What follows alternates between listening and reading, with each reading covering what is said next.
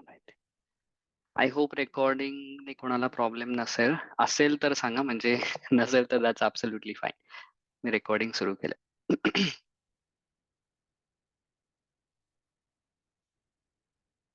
Okay. आज आपण अशा एका लढाईबद्दल बोलणार आहोत की ज्याने शिवाजी महाराजांना अर्थात मराठ्यांना एक वेगळी ओळख दिली अख्ख्या भारतामध्ये. आणि आजच एक असा दिवस आहे की ज्या लढाईने मराठ्यांना हरून सुद्धा एक एक वेगळी ओळख भारताला करून दिली. कौरव पांडव संगर तांडव द्वापार काली होय अति, तसेच मराठे गेलचे साचे कलित लढले पानिपती. आजच 263 वर्षांपूर्वी पानिपतावरती मराठा एकटा पडला. मराठा लढला, भिडला, पडला, पण तो मनाने हरला नाही. तो एक पानिपतचं फार मोठं युद्ध हरला. दिल्लीचेही तख्त राखितो महाराष्ट्र माझा. त्या दिल्लीचं तख्त राखण्यासाठी एका वेगळ्या ठिकाणी, एका वेगळ्या प्रदेशात पानिपतला जाऊन एका भलत्याच शत्रूशी अ, मराठे लढले. ते त्या पानिपतच्या युद्धात हरले. 1,00,000 बांगडी फुटली. महाराष्ट्रातल्या जवळ-जवळ प्रत्येक घरातला एक नरवीर या युद्धभूमीवरती पडला. या अशा सर्व नरवीरांना वंदन करून मी आजचा आपला हा एपिसोड हे आपलं सेशन चालू करतो. आजचा आपण मागच्या भागामध्ये एक थोडीसं रिकॅप घेऊया आपण मागच्या भागाचं. मागच्या भागामध्ये आपण पाहिलं की अफझल खान कोण होता. पूर्ण एक पार्श्वभूमी पाहिली आपण की अफझल खानाला सगळ्यात पहिले म्हणजे का पाठवलं, कशी महाराजांनी जावळी घेतली, जी एक फार महत्वाची होती भौगोलिक दृष्ट्या, आणि त्याच्याच बरोबर महाराजांनी वेगवेगळे महत्वाचे गड घेतले, जसे सिंहगड असेल किंवा राजगड जो स्वतः बनवला त्यांनी. जावळी घेतल्यानंतर आपण मागच्या भागात पाहिलं की भोरप्या नावाच्या डोंगराला महाराजांनी प्रतापगड बनवलं, की ज्या प्रतापगडाचा आता उल्लेख आपल्या आजच्या भागामध्ये पुन्हा पुन्हा येणार आहे. तो महाराजांनी स्वतः 1656 ला, म्हणजे ज्यावेळेला जावळी घेतली, हे प्रकरण 1659 चं आहे. त्याच्या बरोबर 3 वर्ष आधी महाराजांनी हा प्रतापगड स्वतः बनवून घेतला. म्हणजे एक पुन्हा एकदा महाराजांचं विजन कसं होतं हे आपल्याला दिसून येईल याच्यातनं. तर हे सगळे अ, किल्ले आणि प्रदेश आपल्या ताब्यात घेतल्यानंतर आणि आदिलशाहीमध्ये थोडंसं स्थिरस्थावरता आल्यानंतर, कारण औरंगजेबाने, त्याला तो शेहजादा होता, त्याने हल्ला केला होता. तो जसा बादशाह होण्यासाठी उत्तरेकडे गेला, सगळेच शेहजादे उत्तरेकडे पळायला लागले, कारण शहाजहान आजारी पडला होता.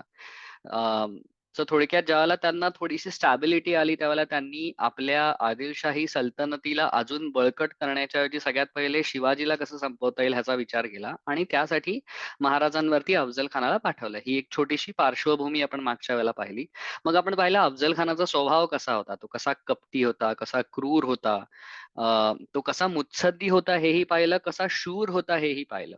की आपण मागच्या भागामध्ये एक महत्वाची गोष्ट पाहिली, ती म्हणजे अफझल खान हा महाराजांकडून फसवून जाऊन मारला गेला असला तरी तो शुद्ध नव्हता.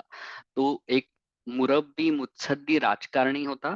तो खूप शूर होता. त्याने कर्नाटकातल्या कित्येक राजांना हरवून आदिलशहा ला त्याला मोठा प्रदेश मिळवून दिलेला होता.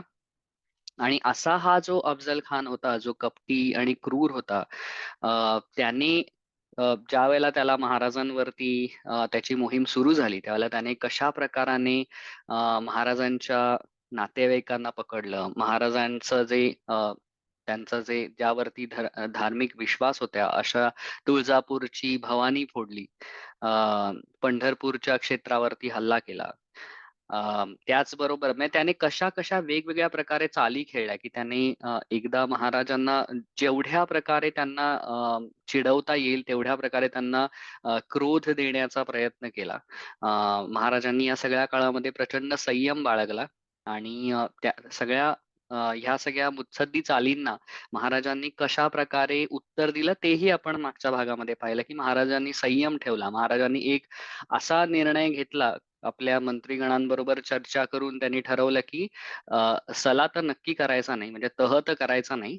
पण जास्तीत जास्त एक गोष्ट आपण करायची ती म्हणजे असं दाखवून द्यायचं, की आपण किती घाबरलो आहोत. राजा किती कचदिल आहे.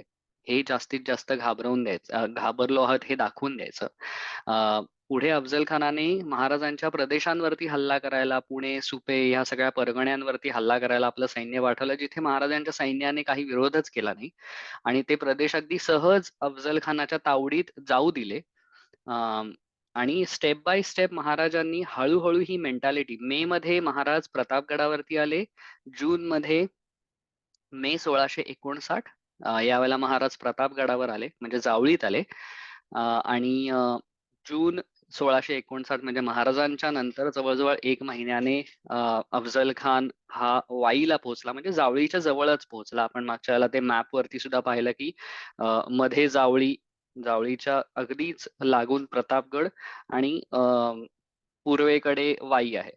सो अशा प्रकाराने अफझल खान वाईतच का आला, कारण त्याला कसं जावळी प्रतापराव मोऱ्याच्या हवाली करायचं होतं. सो प्रतापराव मोरे जो ह्या मोऱ्यांचा नातेवाईक होता, ज्यांच्याकडनं महाराजांनी जावळी घेतली होती. सो त्याच मोऱ्यांच्या नातेवाईकाला पुन्हा एकदा जावळी द्यावी महाराजांकडनं काढून घेऊन, अशा विचाराने अ, अ, अफझल खान वाईत आला. आणि अर्थातच जावळी हे इतकं टफ बॅटल फील्ड आहे, प्लस महाराजांना त्याच्यातले प्रत्येक खाचेखोचे माहिती होते. हा सगळा विचार करून महाराज प्रतापगडावरती आले. अफझल खानाने वेगवेगळ्या चाली तो खेळला आणि त्याची वेगवेगळी उत्तरं महाराजांनी दिली. इथवर आपण मागच्या भागापर्यंत पोहोचलो. आणि अफझल खानाने महाराजांची जी शेवटची चाल होती, म्हणजे त्याने महाराजांना कृष्णाजी भास्कराबरोबर एक पत्र पाठवलं, जे नक्कीच धमकी वजा पत्र होतं. त्याचंही उत्तर महाराजांनी अतिशय विनम्रपणे, आणि ते कसे घाबरलेत अशा प्रकारे दिलं, जे शिवभारतातलं पत्र मागच्या वेळेला मी तुम्हाला सांगितलं. आणि त्या पत्रातनं महाराजांनी पुन्हा एकदा दाखवून दिलं, की मी खूपच घाबरलोय आणि तुम्ही खूपच शूर आहात. तर कृपया तुम्ही जावळीत या. मला खूपच भीती वाटते जावळीतनं बाहेर पडायला. तर तुम्ही जर इकडे आलात तर तुम्ही माझ्यावर एवढा विश्वास टाकलाय बघून मी इतका खुश होईन, की मी माझ्या कमरेची कट्यार सुद्धा बाहेर काढून ठेवेन. म्हणजे एक एक प्रकारे माझा तुमच्यावर पूर्ण विश्वास बसेल.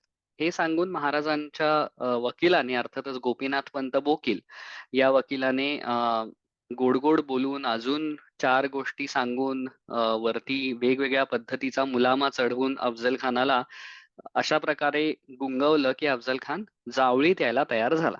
हे आपण इथे आपला मागच्या वेळचा भाग संपला होता. आता ह्याच्याशिवाय आदिलशहाने किंवा अफझल खानाने अजून काय काय चाली केल्या, तर आदिलशहाने अशी काही फरमानं पाठवली. फरमानं म्हणजे आजकालच्या काळामध्ये एक फॉर्मल ईमेल आपल्याला आपल्या ऑफिसेस मधनं येतो, तसं पूर्वीचं जे ऑफिशियल ईमेल पत्र आलेलं असेल त्याला फरमान म्हणतात. म्हणजे ते मोहर वगैरे लावून आलेलं असेल. तर आदिलशहाने अशी फरमानं वेगवेगळ्या मावळातल्या, आता मावळ म्हणजे 2 डोंगरांमधला जो प्रदेश असतो त्याला मावळ म्हणतात. सो असे आपल्याकडे 12 मावळ होते वगैरे वगैरे, आपण दरवेळेला ऐकतो, की मावळातनं हा आलाय, मावळातनं तो आलाय, मावळातले हे देशमुख, मावळातले ते देशमुख वगैरे वगैरे. तर हे मावळ म्हणजे 2 डोंगरांमधला प्रदेश. कारण महाराष्ट्रात जे सह्याद्रीच्या आणि बाकी सगळ्या ज्या पर्वतरांगा आहेत, त्या पर्वतरांगांच्या मध्ये मध्ये सगळी खेडी वसलेली आहेत, किंवा छोटे छोटे प्रदेश आहेत, त्यांना सगळ्यांना मावळ म्हणतात. अशा मावळामध्ये ती खेडी, ते प्रदेश सांभाळणारे जे लोक होते त्यांना देशमुख असं म्हणतात. सो ते जे देशमुख होते, हे सगळे अर्थातच आदिलशहाची चाकरी करत होते. त्यामुळे ह्या सगळ्या देशमुखांना आदिलशहाने वेगवेगळी फरमानं पाठवली. श्री राजा शिवछत्रपती नावाच्या गजानन मेहेंदळे सरांच्या पुस्तकामध्ये हे आदिलशहाचं अस्सल फरमान दिलेलं आहे. आणि ते जसं ऑफिशियली पाठवायला हवं तसंच ते पाठवलेलं आहे. हे फरमान आलं कान्होजी जेधेंना. आता हे एक नवीन कॅरेक्टर आहे, आणि कान्होजी जेध्यांबद्दल आपण बऱ्याचदा ऐकलेलं असतं, की कान्होजी जेध्यांची एक फार इंटरेस्टिंग गोष्ट आहे, की कान्होजी जेध्यांकडे म्हणजे अगदी नाट्यमय घडावं ना तशा प्रकारचं हे सगळं घडलं. आदिलशहाने हे फरमान कान्होजी जेध्यांना पाठवलं. कान्होजी जेधे हे शहाजी राजांबरोबर काम करायचे. ते कित्येक वर्ष कर्नाटकात शहाजीराजांबरोबर काम करत होते. पण जसे शिवाजी महाराज त्यांच्या 12व्या वर्षी कर्नाटकातनं महाराष्ट्रात परत आले, त्यावेळेला जी महत्वाची शहाजीराजांनी माणसं पाठवली, त्यांच्यात एक माणूस होता कान्होजी जेधे. तर हे जे कान्होजी जेधे होते, हे ह्या मावळातलं एक फार मोठं प्रस्थ होतं, की हे मावळातले देशमुख जे असायचे, हे सगळे ह्यांच्या शब्दात असायचे. अशा ह्या कान्होजी जेध्यांना आता ते शहाजी राजांबरोबर काम करायचं म्हणजे तेवढेच वयस्कर होते. त्यांना 6 मुलं होती. अ, त्यांचा शेवटचा मुलगा 1659च्या अगोदर कधीतरी झाला होता. अशी त्यांना एकूण 6 मुलं होती.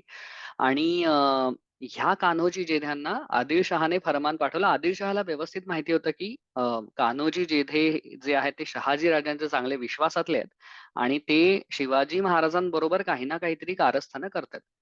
पण तरी त्याने कान्होजी जेध्यांना घाबरवण्यासाठी म्हणून एक फर्मान पाठवलं, ज्यात त्याने म्हटलं, की शिवाजी जो आहे अर्थात ते त्याचा शिवाजी महाराजांचा उल्लेख हा नेहमी शिवा असंच करायचंय. शिवाजी म्हणणं म्हणजे त्यांना आदर देणं आणि जे कोणाला अर्थातच मान्य नव्हतं. एका साध्या सरदाराच्या मुलाला जो बंडखोर आहे त्याला मान का द्यायचा? असा विचार करून महाराजांचे उल्लेख हे बऱ्याचदा शिवा एवढेच असतात.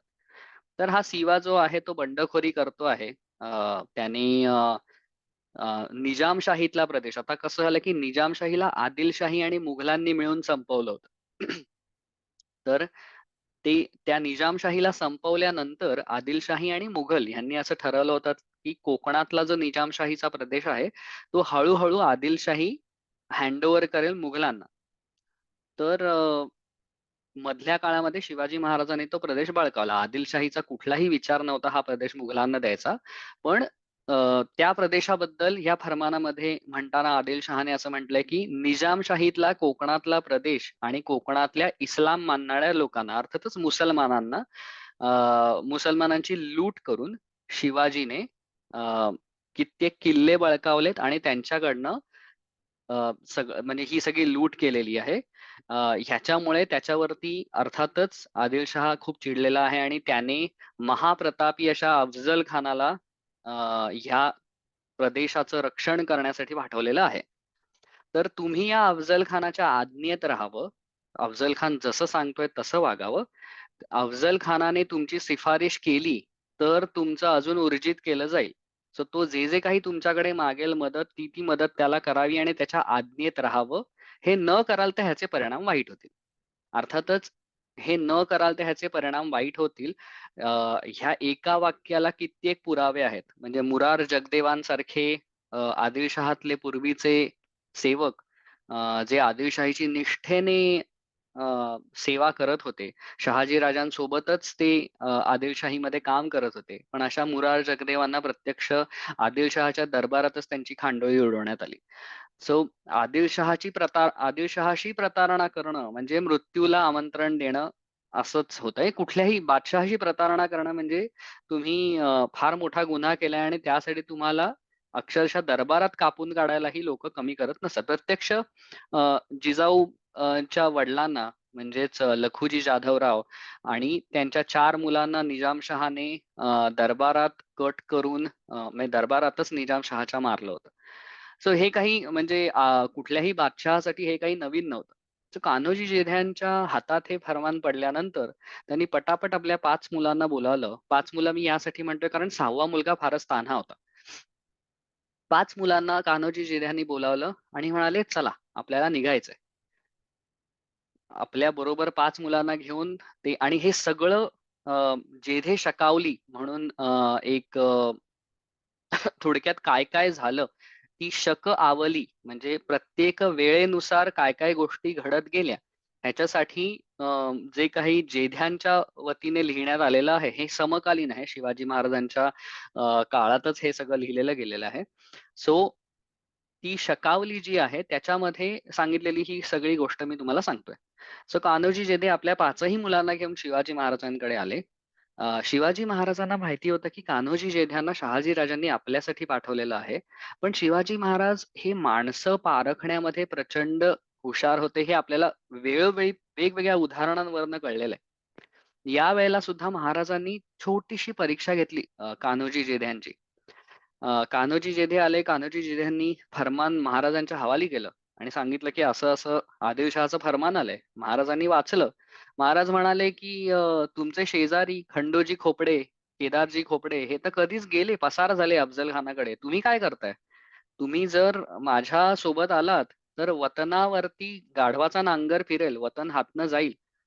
वतन हे जे 3 अक्षर आहेत, ह्याने मधल्या 100-150 वर्षामध्ये समस्त मराठ्यांना, आणि मी मराठा ज्याला म्हणतो त्याला फक्त मराठा जातीचे लोक म्हणत नाहीये. ही वतनं वेगवेगळ्या जातीतल्या लोकांना दिली जात असत. सो ह्या 3 अक्षरांनी वतन, ह्या 3 अक्षरांनी ह्या मराठ्यांना इतकं वेडं केलं होतं की एकमेकांच्या भावंडांना मारण्यासाठी सुद्धा मराठी मागे पुढे पाहत नसत. वतन म्हणजे थोडक्यात तुम्हाला आज रेडिंग तुमच्या नावावरती करून दिलेलं आहे युकेतलं. ते सांभाळण्याची जबाबदारी पूर्णपणे तुमची. त्यातनं जो टॅक्स कलेक्ट करायचा तो तुम्ही तुमच्यासाठी सैन्य जे वापरता आहात. बादशहाने उद्या सांगितलं मला सैन्य हवंय, तर ते सैन्य घेऊन तुम्ही बादशहाची मदत करायला जाणार. मग ते सैन्याचा मेंटेनन्स कसा करणार तुम्ही? तर जो काही टॅक्स मिळेल त्यातनं तुम्ही त्या सैन्याचा मेंटेनन्स पाहायचा. हे अख्खं वतन तुमचं. थोडक्यात तुम्ही या वतनाचे छोटेसे बादशाह, असा त्याचा अर्थ व्हायचा. हे वतन ओव्हरऑल महाराष्ट्रातल्या सगळ्या मराठ्यांना, पुन्हा एकदा मी म्हणतोय मराठा म्हणजे मला जातीवाचक वाचक शब्द वापरायचा नाहीये. सगळ्या मराठी माणसांना ज्यांना ज्यांना वतनं मिळाली होती, अशा सगळ्यांना हे वतन इतकं जीवापाड प्रिय असायचं की वतन हातचं जाणं म्हणजे फार काहीतरी आयुष्यात मोठी गोष्ट झाली. म्हणजे हेच जेधे आणि खोपडे ज्यांची मी आता नावं घेतली, त्यांचे त्यांचे समजा तुम्ही थोडेसे मागे जाऊन काही इतिहास वाचलेत, तर तुम्ही बॉलिवूडच्या स्टोरीज वाचतात असं वाटेल तुम्हाला. कारण अ, जेध्यांच्या कुठल्यातरी माणसाला खोपडेंनी ह्याच वतनापायी मारलं. ह्यामुळे खोपड्यांच्या लग्नात जाऊन जेध्यांनी त्यांच्या सगळ्या पुरुष स्त्रियांना कापून काढलं. म्हणजे अक्षरशः तुम्हाला हे वाचल्यानंतर खरोखर बॉलिवूडची स्टोरी पाहतोय, की गब्बर सिंगने घरी येऊन सगळ्या ठाकूरच्या अख्ख्या परिवाराला कसं नष्ट केलं, तशा प्रकारच्या काही स्टोरीज वाचतोय असं वाटेल. तर त्यामुळे वतन म्हणजे फार प्रिय. महाराजांनी तिथेच घाव घातला. महाराज म्हणाले, की "जेधे अहो तुमच्याकडनं वतन जाईल. काय करताय? माझ्यासोबत काय येताय?" खंडोजी खोपडे ज्याचा आपण पुढे खंडोजी खोपडे नाव फार प्रसिद्ध आहे, की महाराजांनी पुढे ज्याचा एक हात कलम केला, की ज्या ज्या हाताने शस्त्र आमच्या स्वराज्यावर धरलंस, आणि एक पाय कलम केला, की ज्या पायाने तू चालत अफझल खानाकडे गेलास. हा खंडोजी खोपडे आणि त्याचा भाऊ केदारजी खोपडे हे तर कधीच गेले म्हणे अफझल खानाकडे, आणि तुम्ही इथे काय करताय? कान्होजी जेधे म्हणाले, की बेलरोटीवर शपथ घेतली शहाजी राजांबरोबर. की तुमच्या बरोबर त्याला क्रिया करणं असं म्हणतात. म्हणजे शपथ घेतली ह्याला पूर्वीच्या मराठीमध्ये म्हणजे जेधे शकावलीमध्ये अर्थातच जुन्या मराठीमध्ये लिहिलेलं आहे. सो क्रिया केली आहे महाराज साहेबांबरोबर. महाराज साहेब म्हणजे शहाजीराजे. तर असं कान्होजी जेधे म्हणतात. ह्याच्यावरती महाराज म्हणतात मग वतनावर पाणी सोडा. ह्याच्यावरती कान्होजी जेध्यांनी कुठलाही विचार न करता बाजूचा एक तांब्या उचलला, पाणी हातावर घेतलं आणि सोडून दिलं. ही फार मोठी गोष्ट आहे, की एका मराठ्याने असं म्हणणं की हे घ्या सोडलं वतनावर पाणी. आजपासून वतन मी आणि माझी 5 मुलं तुमची. ही जी एक निष्ठा आहे, यात जेवढं क्रेडिट कान्होजी जेध्यांचं आहे, अजिबात ह्यात प्रश्नच नाहीये की कान्होजी जेध्यांचं खूप मोठं क्रेडिट आहे ह्याच्यामध्ये. पण तितकंच क्रेडिट शिवाजी महाराजांचं आहे, की त्यांनी स्वतःची एवढी क्रेडिबिलिटी क्रिएट केली, की एका मराठ्याने त्यांच्या समोर उभं राहून, आणि चांगला मुरलेला मराठा होता तो, की शहाजी राजांसोबत काम केलेले वयस्कर होते. म्हणजे 1659 नंतर जवळ-जवळ 1 वर्षाच्या आत कान्होजी जेध्यांचा मृत्यू झाला. इतके वयस्कर कान्होजी जेधे होते. अशा मराठ्याने आपल्या वतनावर वाणी सोडून देणं ही फार मोठी गोष्ट आहे. आणि त्यासाठी समोरच्या माणसाकडेही तेवढी क्रेडिबिलिटी लागते, जी महाराजांनी तोपर्यंत क्रिएट केलेली होती. सो हा फार इंटरेस्टिंग प्रसंग आहे आणि त्यांनी खूप सुंदर रीतीने मांडलेला आहे. यात जेधे शकावलीत आणि जेध्यांनीच पुढे जेधे करीना म्हणूनही लिहिलेलं आहे. सो हे हे करीना हा ही एक फारसी अरबी शब्दच आहे. त्याचा अर्थ म्हणजे कुठल्या समजा स्टेप बाय स्टेप गोष्टी कशा होत गेल्या हे तुम्हाला समजा कुठे कोर्टात सादर करायचं असेल तर त्याला अरबीमध्ये करीना और समथिंग म्हणतात आणि त्याचा तो अपभ्रष्ट स्वरूप येऊन जेधे करीना अशा रीतीने ते एक अजून एक पुस्तक प्रसिद्ध आहे. त्याच्यामध्ये पुढे सांगितलंय की कान्होजी जेध्यांनी हे सांगितल्यानंतर महाराज शिवाजी महाराज त्यांच्यावर बेहद्द खुश झाले. महाराज म्हणाले की कारीला कान्होजी जेध्यांचं सगळं वतन होतं. सो ऑब्व्हियसली शिवाजी महाराजांनी सांगितलं की तुमच्या स्त्रिया कारीला आहेत त्या सगळ्यांना तुम्ही घेऊन या आणि त्यांची व्यवस्था दुसरीकडे करा. कारण अफझल खान तुमच्यावरती येतोय म्हटल्यानंतर अफझल खान विचार नाही करणार की कान्होजी जेध्यांनी आपल्याकडे यायला नाही म्हटले तर त्यांच्या स्त्रियांना, त्यांच्या मुलांना काही त्रास देऊ नये. अर्थातच त्याने पुढचा मागचा विचार न करता त्यांच्यावरती घाव घातलेच असते. सो अशा रीतीने महाराजांनीही त्यांची काळजी घेतली. कान्होजी जेध्यांनी महत्वाची कामं केली की कान्होजी जेध्यांनी बाकीच्या मावळातल्या देशमुखांशी बोलून जेवढे जमतील तेवढे देशमुख महाराजांकडे खेचले. ह्याच्यामध्ये सिलिमकर होते, पासलकर होते, मारणे होते, ढमाले होते. असे म्हणजे ही सगळी नावं जेथे करिण्यामध्ये दिलेली आहेत की ह्या सर्वांना भेटून जेध्यांनी एक मीटिंग घेतली अर्थात जेध्यांनी आणि त्यांनी सांगितलं की मी चाललोय शिवाजी महाराजांकडे आणि मला वाटतंय की तुम्हीही यावं कारण हे महाराष्ट्र राज्य आहे. सो हे महाराष्ट्र राज्य हा पहिल्यांदाच शब्द जेधे करिण्यामध्ये आलेला आहे. आणि त्यानुसार हे सगळे लोक बांदल ज्यांच्याबद्दल आपण पावन खिंड या मूवी मध्ये नेहमी बांदलांबद्दल ऐकलं असेल ते बांदलही इथलेच देशमुख म्हणजे मावळातलेच देशमुख होते. या सगळ्यांना कान्होजी जेधे शिवाजी महाराजांकडे घेऊन आले आणि शिवाजी महाराजांच्या च्या पाशी येऊन त्यांनी सगळ्यांनीच आपली निष्ठा शिवरायांसमोर मांडली. हा प्रसंग झाला ह्याच्या बरोबरच जसं कान्होजी जेध्यांना आलं, आदिलशहाने जशा गोष्टी केल्या तशाच गोष्टी अफझल खानानेही केल्या. अफझल खानानेही पत्र काही पाठवली. याच कान्होजी जेध्यांचा मुलगा होता शिवाजी जेधे. याच्या 6 मुलांमधल्या एका मुलाचं नाव शिवाजी जेधे होतं आणि त्याच्याकडेही पाठवलेलं अफझल खानाचं एक पत्र मिळालंय. आणि त्यात अफझल खान अगदी म्हणजे त्याच्या किती मुत्सद्दी होता अफझल खान हे त्यातनं कळून येतं. त्यात त्याने म्हटलंय की तुमचा बाप गेले 10-12 वर्ष शिवाजीची चाकरी करतो आहे हे ऐकून आहे.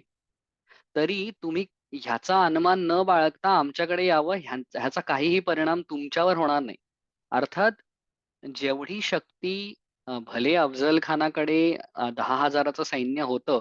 आपण मागच्या वेळेला पाहिलं तारीख अली मध्ये लिहिलंय की 10,000चं सैन्य घेऊन अफझल खान आला. एवढं सैन्य असलं तरी तो पूर्णपणे इलॉजिकल नव्हता. त्याला अजून माणसं मिळाली तर हवीच होती. त्यानुसार अफझल खान कान्होजी जे सॉरी शिवाजी जेधे जे होते त्यांना पत्र लिहून आपल्याकडे बोलवत होता.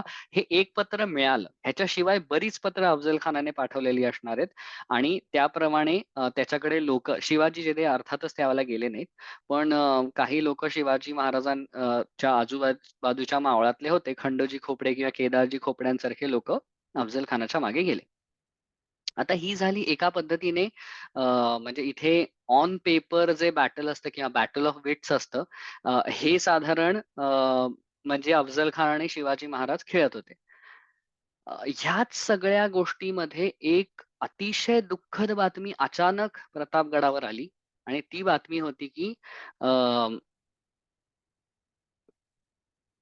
शिवाजी महाराजांच्या थोरल्या पत्नी म्हणजेच सईबाई यांचं 5 सप्टेंबर 1659 ला निधन झालं. आता ही वेळ अशी आहे की शिवाजी महाराज मे 1659 ला प्रतापगडावर आले. जून मध्ये वाईला अफझल खान आला. त्याच्यानंतर बरोबर 2-2.5 महिन्यांमध्ये सईबाईंचं निधन झालं. सईबाईंबद्दल शिवभारतामध्ये उल्लेख आहे की सईबाई ह्या दिसायला फार सुंदर होत्या. त्यांचा स्वभाव फारच गोड होता. आणि शिवाजी महाराज आणि सईबाई ह्यांचं जे जोडपं होतं ते जन्मानुजन्म म्हणजे पूर्वी बरेच जन्म ते एकमेकांबरोबर राहिलेलं जोडपं अशा प्रकाराने शिवभारतामध्ये त्यांचा उल्लेख आलेला आहे. अर्थातच शिवाजी महाराजांसाठी सईबाई ह्या फारच त्यांच्या हृदयाच्या जवळ होत्या. सईबाईंचं आणि शिवरायांचं लग्न कधी झालं ह्याची तारीख कुठेच दिलेली नाहीये. पण शिवभारतामध्ये उल्लेख आहे की ज्या वेळेला शिवाजी महाराजांना म्हणजे शिवाजी महाराजांनी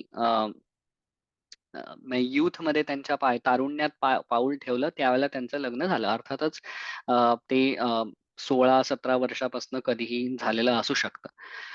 ह्या सईबाईंवरती एवढं प्रेम असताना, एवढं त्यांचं प्रेमाचा माणूस असताना शिवाजी महाराज दूर प्रतापगडावर बसले होते आणि त्यांच्या आयुष्यातलं फार महत्वाचं युद्ध त्यांना अजूनही 2 महिन्यांनी पुढे करायचं होतं. पण महाराजांनी आपल्या काळजावरती दगड ठेवला. ज्याप्रमाणे आपण म्हणतो की कर्तव्यापुढे भावनांना माणसाला मुरड घालावी लागते, त्याचप्रमाणे महाराजांनी इथे भावनांना मुरड घातली. सईबाईंचं दुःख त्यांनी आपल्या काळजातल्या एका कुपीत बंद करून टाकलं आणि त्यांच्या डोक्याने फक्त एवढाच विचार ठेवला की आत्ता अ, स्वराज्यावरती आलेलं मोठं संकट आहे अफझल खान आणि मला त्याला तोंड द्यायचंय. अर्थातच ह्याच्याबद्दल तुम्हाला अजून सुंदर वाचायचं असल्यास रणजित देसाईंचं श्रीमान योगी म्हणून पुस्तक आहे. त्यात हा प्रसंग अतिशय सुंदररित्या रणजित देसाईंनी रंगवलेला आहे. ती कादंबरी आहे अर्थातच. पण तरी खूप सुंदर रीतीने महाराजांच्या मनात काय चाललं असेल, आता आपण पूर्णपणे संदर्भासहित गोष्टी बोलतोय. त्यामुळे महाराजांच्या मनात काय भावना आल्या असतील हे मी ह्या नियमात बसून तुम्हाला सांगूच शकत नाही, कारण ते कुठेच लिहिलेलं नाहीये. पण तरीही तुम्हाला जर उत्साह असेल तर नक्की श्रीमान योगीतला तो प्रसंग वाचा. म्हणजे दगडालाही पाझर फुटेल असं जे प्रसंगाचं वर्णन करताना ते वर्णन आहे, जे रणजित देसाईंनी अतिशय उत्तमरित्या मांडलेलं आहे. हे दुःख विसरून महाराजांनी आपल्या बाकी मुत्सद्दी कारवाया सुरू ठेवल्या. अफझल खान अ, वाईहून पुढे प्रतापगडाच्या पायथ्याशी यायला तयार झाला आणि त्याला मी मागच्याला म्हटलं त्याप्रमाणे बऱ्याच सरदारांनी सांगितलं, की जर शिवाजी चा एवढा विश्वास आहे म्हणतोय तुमच्यावर, तर त्याला वाईला यायला सांगा. तुम्ही का तिथे जाताय? त्याला परोपरीने वेगवेगळ्या सरदारांनी समजावण्याचा प्रयत्न केला. पण अफझल खानाला जेवढा स्वतःच्या ताकदीवरती, त्याच्या सैन्यावरती गर्व होता, त्यानुसार त्याने ह्या सगळ्या गोष्टी ठुकरावून लावल्या आणि तो म्हणाला, की आपण जावळीला चाललोय. तर आता हे जावळीचं त्याचा जो प्रवास आहे, त्यासाठी मी एक मॅप तयार केला आहे, जो तुम्हाला दाखवतो.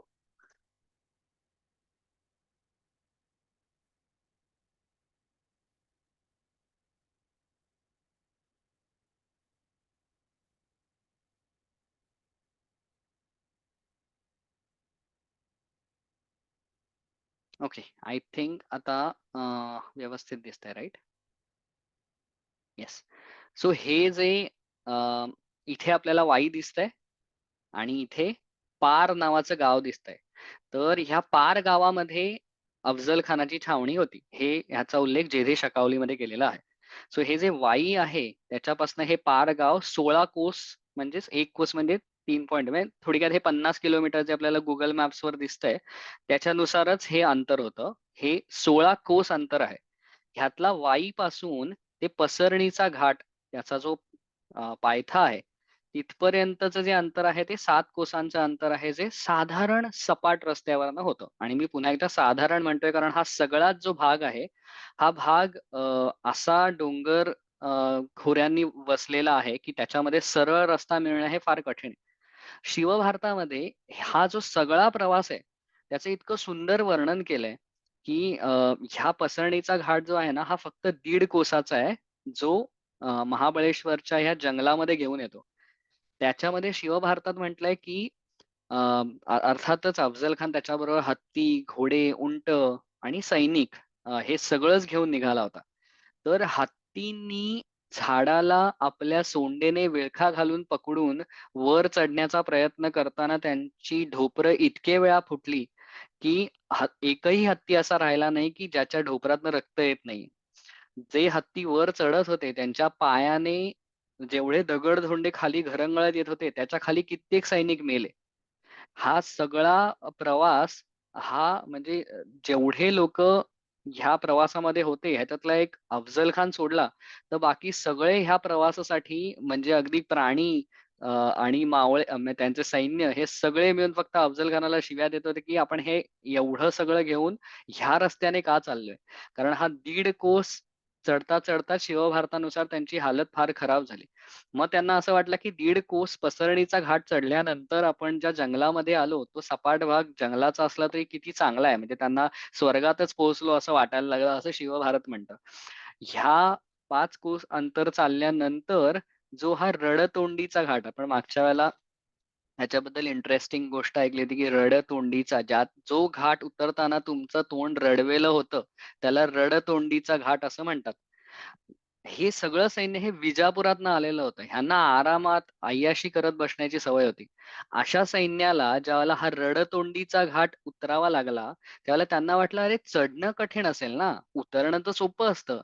पण उतरणं हे जे 1.5 कोस अंतर होतं रडतोंडीच्या घाटाचं, ते अंतर उतरताच त्यांच्या तोंडाला फेस आला. कित्येक लोकांना कळलंच नाही, की आपला बॅलन्स कधी जातोय आणि आपण कधी खाली पडतोय आणि कधी मरतोय. तर त्याचबरोबर प्राण्यांचीही तीच गत झाली.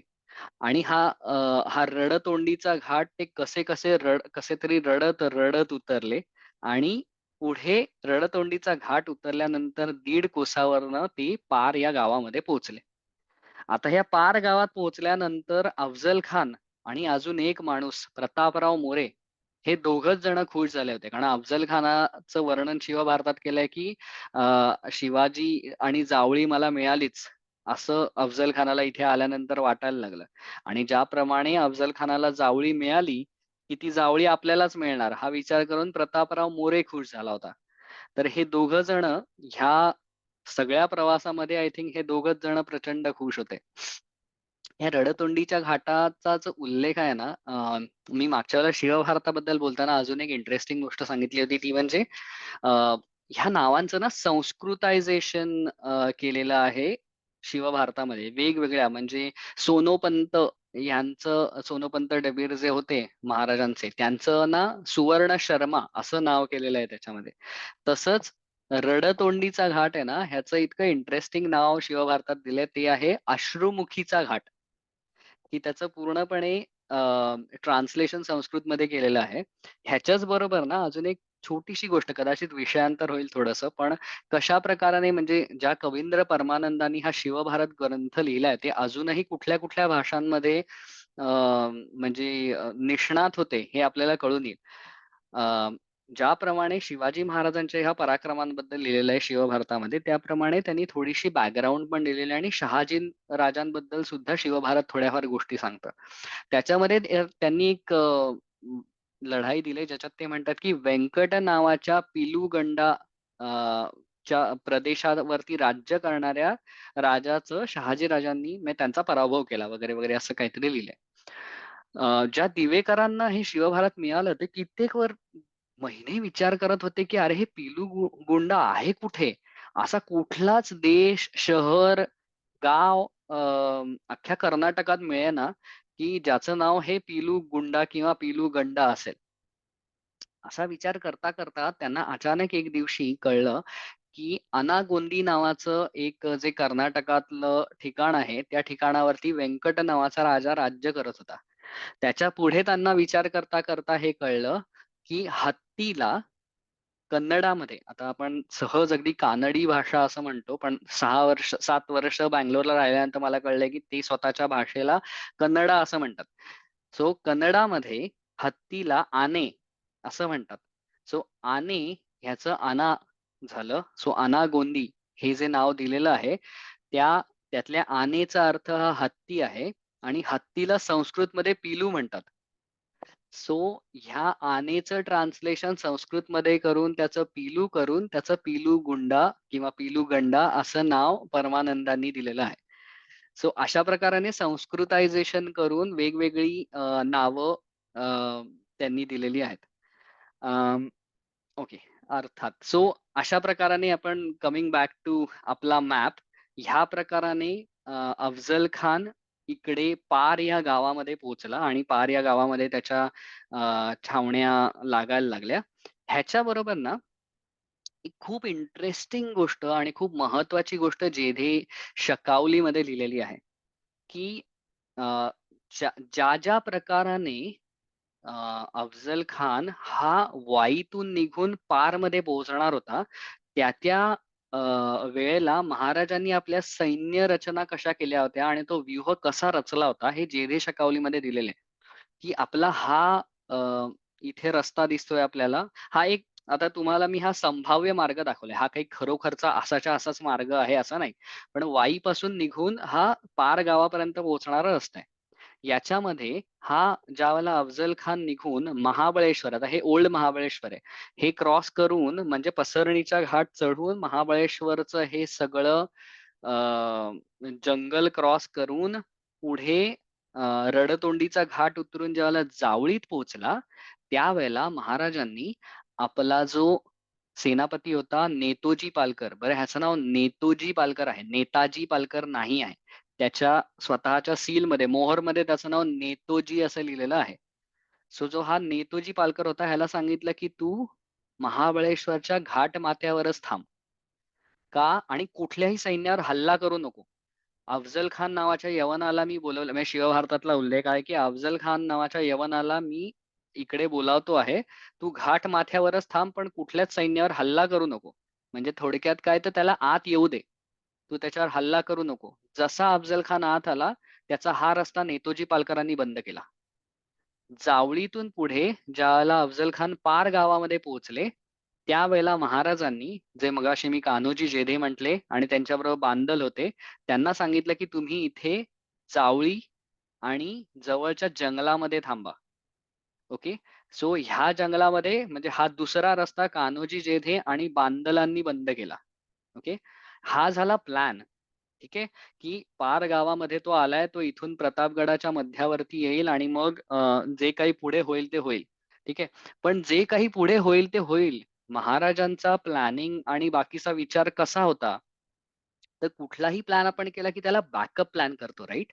सो त्याप्रमाणे महाराजांनी बॅकअप प्लॅन सुद्धा तयार केला होता. जर मला इथे अफझल खानाने मारलं, ठीक आहे, तर त्यांनी सिलीमकरांना सांगितलं, पूर्वी हा जो इथे आता इथे मला हे 3D व्ह्यू दाखवता येत नाही कारण हे चित्र आहे.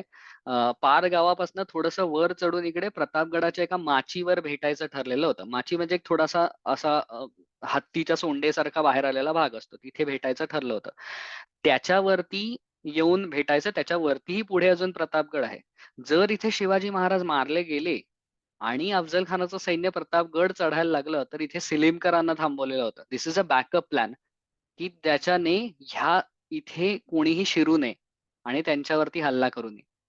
आता ह्याच्या दोन्हीही बाजूंना स्वराज्यच होतं. म्हणजे मागचा पूर्ण भाग हा पुन्हा स्वराज्यातच होता. म्हणजेच ज्या क्षणी जावळीमध्ये अफझल खानाने पाय टाकला, तेव्हाच तो मेला होता. फक्त तो कुणाच्या तलवारीने मरणार आहे, हे ठरायचं होतं. ओके. सो अशा पद्धतीने महाराजांनी हे प्लॅनिंग केलं होतं आणि हे जे शकावलीमध्ये दिलेलं आहे. कुठलंही माझ्या मनाचं किंवा तर्क वगैरे नाहीये. हे पूर्णपणे महाराजांनी दिलेलं हे सगळं वर्णन आहे. ज्याप्रमाणे त्यांनी हे सगळे बसवले होते. म्हणजे इथे कान्होजी जेधे आणि त्यांचं सैन्य बांदलांचं जे बसलं होतं, ते त्या जंगलात कसं निष्ठेने बसून राहिलेलं असेल, कोणी कशी हालचाल केली नसेल, कोणी कुठून पडला चुकून आणि दिसला अफझल खानाच्या सैन्याला, तर हे सगळं कसं होऊ न दिलं असेल, हे त्यांचं त्यांनाच ठाऊक आणि त्यांनी ती शिस्त कशी पाळली असेल, हेही एक वेगळंच म्हणजे कोडं आहे आपल्याला. तर अशा पद्धतीने महाराजांनी हा सगळा प्लॅन केला. अफझल खान पोहोचला. प्रतापराव मोरे प्रचंड खुश झाला. महाराजांनी पुन्हा एकदा गोपीनाथ पंत बोकीलांना अफझल खानाकडे पाठवलं. गोपीनाथ पंतांनी ॲज युजुअल आधीपासून जी गोष्ट सांगितली होती तीच पुन्हा-पुन्हा सांगितली. अ, मग राजा कचदिल आहे. राजा घाबरतो. राजा म्हणतो, "इथे पारगावात येऊन तुम्हाला कसं भेटणार? आपण तुम्ही त्याला एकांतात भेटलं तर बरं." एकांतात म्हटल्यानंतर अफझल खान चरकला. तो म्हणाला, की "एकांतात का भेटायचं राजाला?" तर त्याच्यावरती गोपीनाथ पंतांनी पुन्हा एकदा गोड वाणीने त्यांना सांगितलं, की "एकांतात म्हणजे तुम्ही गडावर येऊन भेटू नका. तुमचं नाही, माझं नाही. आपण मध्ये भेटू. प्रतापगडाच्या एका माचीवरती आपण एक चांगला शामियाना उभारू. तिथे तुम्ही त्यांना महाराजांना येऊन भेटा. तिकडे तुम्ही बोला आणि काय व्हायचं ते होऊ दे तिथे. पण राजा फारच घाबरतो, तो भीतो. तो काही येऊ शकणार नाही तुम्हाला भेटायला." आणि ह्याच्याबरोबरच शिवभारतामध्ये भेटण्याचे जे नियम होते ते सुद्धा दिलेले आहेत. दोघांनीही सशस्त्र यावे, असं शिवभारतामध्ये क्लिअरली लिहिलेलं आहे. अर्थातच कुठेतरी काहीतरी दडवलंय, लपवलंय, हातातनं वाघनखं लपवून नेली वगैरे, वगैरे असा भाग नव्हता. हे सगळं उघड-उघड होतं. सशस्त्र यावं असं शिवभारतामध्ये स्पष्ट लिहिलेलं आहे. दोघांसोबत 10-10 अंगरक्षक असावेत.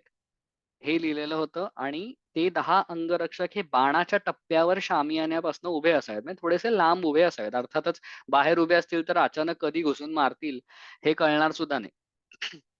सो अशा प्रकाराने 10-10 लोकं घेऊन यावे, हे ठरलं होतं. अ, महाराजांबरोबर कोण 10 लोकं आलेले होते, या 10च्या 10 लोकांची नावं शिवभारतामध्ये दिलेली आहेत. आपल्याला 2 नावं नेहमी माहिती असतात. एक असतं जीवा महाले किंवा जीवा महाला आणि दुसरं नाव संभाजी कावजी. आता या संभाजी कावजींना काही लोकांनी संभाजी कावजी कोंढाळकर करून टाकलंय. पण संभाजी कावजी आणि कावजी कोंढाळकर हे 2 वेगळे इसम होते.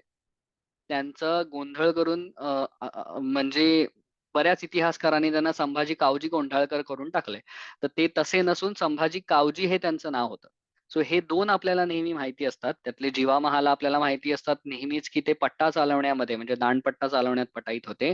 संभाजी कावजींचा एक उल्लेख एका उत्तरकालीन बखरीमध्ये आलेला आहे. 91 कलमी बखर ज्याला म्हणतात, की घोडा चौपाई उचलला म्हणजे अख्ख्या घोड्याला 4 पायांवरती उचललं, असा त्यांचा उल्लेख आलेला आहे. थोडक्यात हे काय दर्शवतं, तर संभाजी कावजी हा प्रचंड बलाढ्य होता.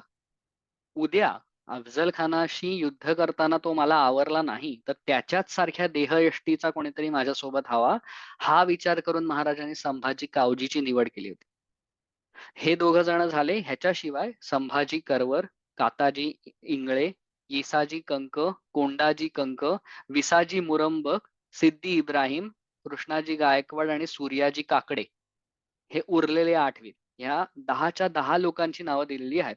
ह्याच्यामध्ये सिद्दी इब्राहिम जे नाव आलेलं आहे ना, ह्याचाच वापर करून आजकाल कित्येक लोकं त्या अफवा पसरवतात ना, की शिवाजी महाराजांचे 21 बॉडीगार्ड होते आणि त्यातले 19 मुसलमान होते. त्यातला हा एकमेव उल्लेख महाराजांच्या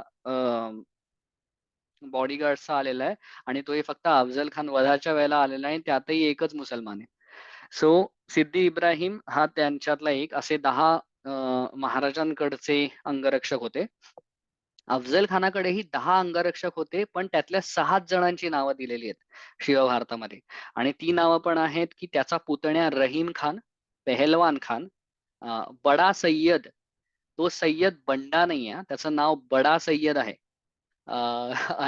अज्ञानदासाच्या पोवाड्यामध्ये तर त्या सय्यद बंडाचं सय्यद बंडू करून टाकलंय. आणि ते वाचताना इतकं मजेशीर वाटतं, की सईद बंडू असं त्याचं नाव करून टाकलेलं आहे. म्हणजे बडा सय्यदला आपण म्हणतो, की अरे तो पट्टा चालवण्यामध्ये पटाईत होता. त्याचा कोणीतरी बंडू करून कडेवर घेऊन जाणारं पिल्लू करून टाकलेलं आहे अज्ञानदासाच्या पोवाड्यामध्ये. तर बडा सय्यद, अब्दुल सय्यद, शंकराजी मोहिते आणि पिलाजी मोहिते हे 6 लोकांची नावं दिलेली आहेत. उरलेल्या 4 लोकांची नावं शिवभारतामध्ये दिलेली नाहीयेत. सो हे असे अंगरक्षक घेऊन यायचे. म्हणजे हे अर्थात ते त्या वेळेला त्यांनी ठरवलं होतं. ही काही 10 अंगरक्षकांची नावं त्यावेळेला गोपीनाथ पंत बोकीलांनी दिली नाहीत. त्यांनी फक्त हे कलमं ठरवून आणली, की भेट कशी व्हावी. ह्याच्याबरोबर गोपीनाथ पंतांनी अजून डोकं चालवलं. गोपीनाथ पंतांना तिकडे ना कुठलेही जनरली हे मोठे-मोठे सरदार ज्यावेळेला एका प्रदेशातून दुसऱ्या प्रदेशात जात ना, त्यावेळेला ते आपल्याबरोबर बाजार बुणगे घेऊन जातात. बाजार बुणगे ह्याचा अर्थ जे धंदा करतात, व्यापारी त्यांना बाजार बुणगे म्हणतात. तर हे असे बाजार बुणगे लोकं एका ठिकाणाहून दुसऱ्या ठिकाणी घेऊन जायचे. अफझल खानाबरोबर असे हिऱ्यांचे, मोत्यांचे, चांगल्या-चांगल्या सोन्या, चांदीचे व्यापार करणारे काही व्यापारी आलेले होते. कापडं विकणारे आलेले होते. असे बरेच व्यापारी आलेले होते आणि ह्या व्यापाऱ्यांवरती गोपीनाथ पंतांची नजर गेली. ही खूप इंटरेस्टिंग गोष्ट आहे. आणि ही पण शिवभारतामध्येच दिलेली आहे. तर हे जे व्यापारी दिसले, या सगळ्या व्यापाऱ्यांना बघून गोपीनाथ पंत अफझल खानाला म्हणाला, की "खान साहेब, अजून एक गोष्ट अशी आहे, की राजाला ना तुमचं पाहुणचार कसा करावा हे कळतच नाही. आमच्याकडे काही विशेष गोष्टी आम्हाला मिळत नाहीयेत. तुम्ही एक काम केलंत, या जर व्यापाऱ्यांना त्यांचं सामान घेऊन पाठवलंत, तर आमचे राजे निदान ते बघून तरी निर्णय घेऊ शकतील, की तुमचा पाहुणचार कसा करावा." ठीक आहे. अफझल खान खुश. अफझल खानाला लगेच पुन्हा एकदा, की अरे कसला घाबरूट राजा आहे. मला खुश करायचंय म्हणून मलाच वरती बक्षीसही द्यायचं ठरवतोय. तो म्हणाला, "घेऊन जा, घेऊन जा. कोण व्यापारी असतील त्या सगळ्या व्यापाऱ्यांना घेऊन जा तुम्ही आणि चांगलं तुम्ही ठरवा म्हणजे काय करायचंय. थोडक्यात मला चांगली-चांगली गिफ्ट द्या. मला एकही पैसा खर्च न करता या व्यापाऱ्यांकडनं सगळी गोष्टी मिळतील." गोपीनाथ पंत घेऊन आले ह्या सगळ्या व्यापाऱ्यांना. महाराजांनी सगळं सामान पाहिलं. महाराज म्हणाले, की "अरे वाह! फारच उत्तम आहे तुमचं सगळं हे.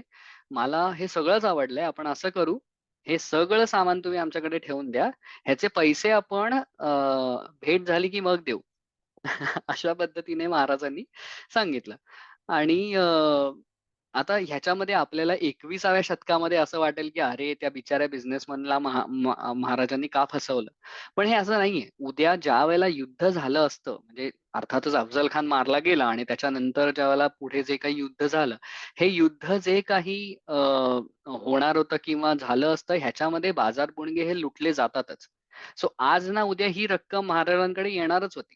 अफझल खानाला आपण थोडं चांगलं म्हणूया, की त्याने आपल्या हाताने महाराजांकडे ही रक्कम आणि हे सगळ्या बरोबर पाठवून दिली. त्याच्यामुळे ते अगदी सहज महाराजांच्या हातात कुठलाही विरोध न करता मिळाला.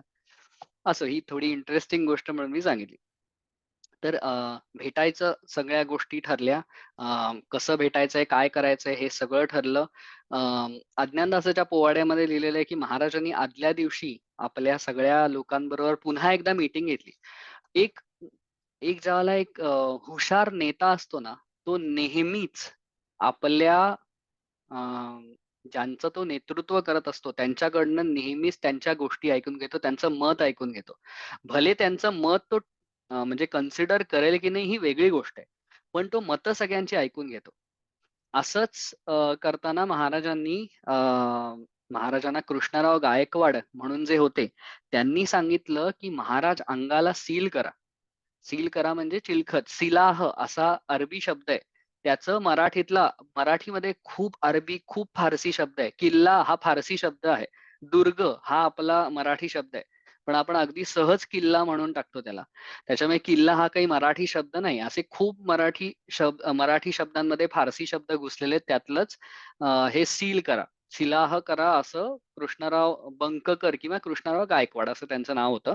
त्यांनी महाराजांना सुचवलं असं सांगितलेलं आहे. त्यानुसार महाराजांनी ते नक्कीच कन्सिडर केलं, की आपण अंगाला सील करायचंय.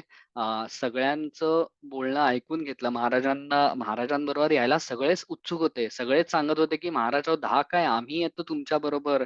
तो यवन अर्थात मुसलमान काही म्हणजे त्याची खात्री नाहीये. तो काय करेल काही सांगता येत नाही.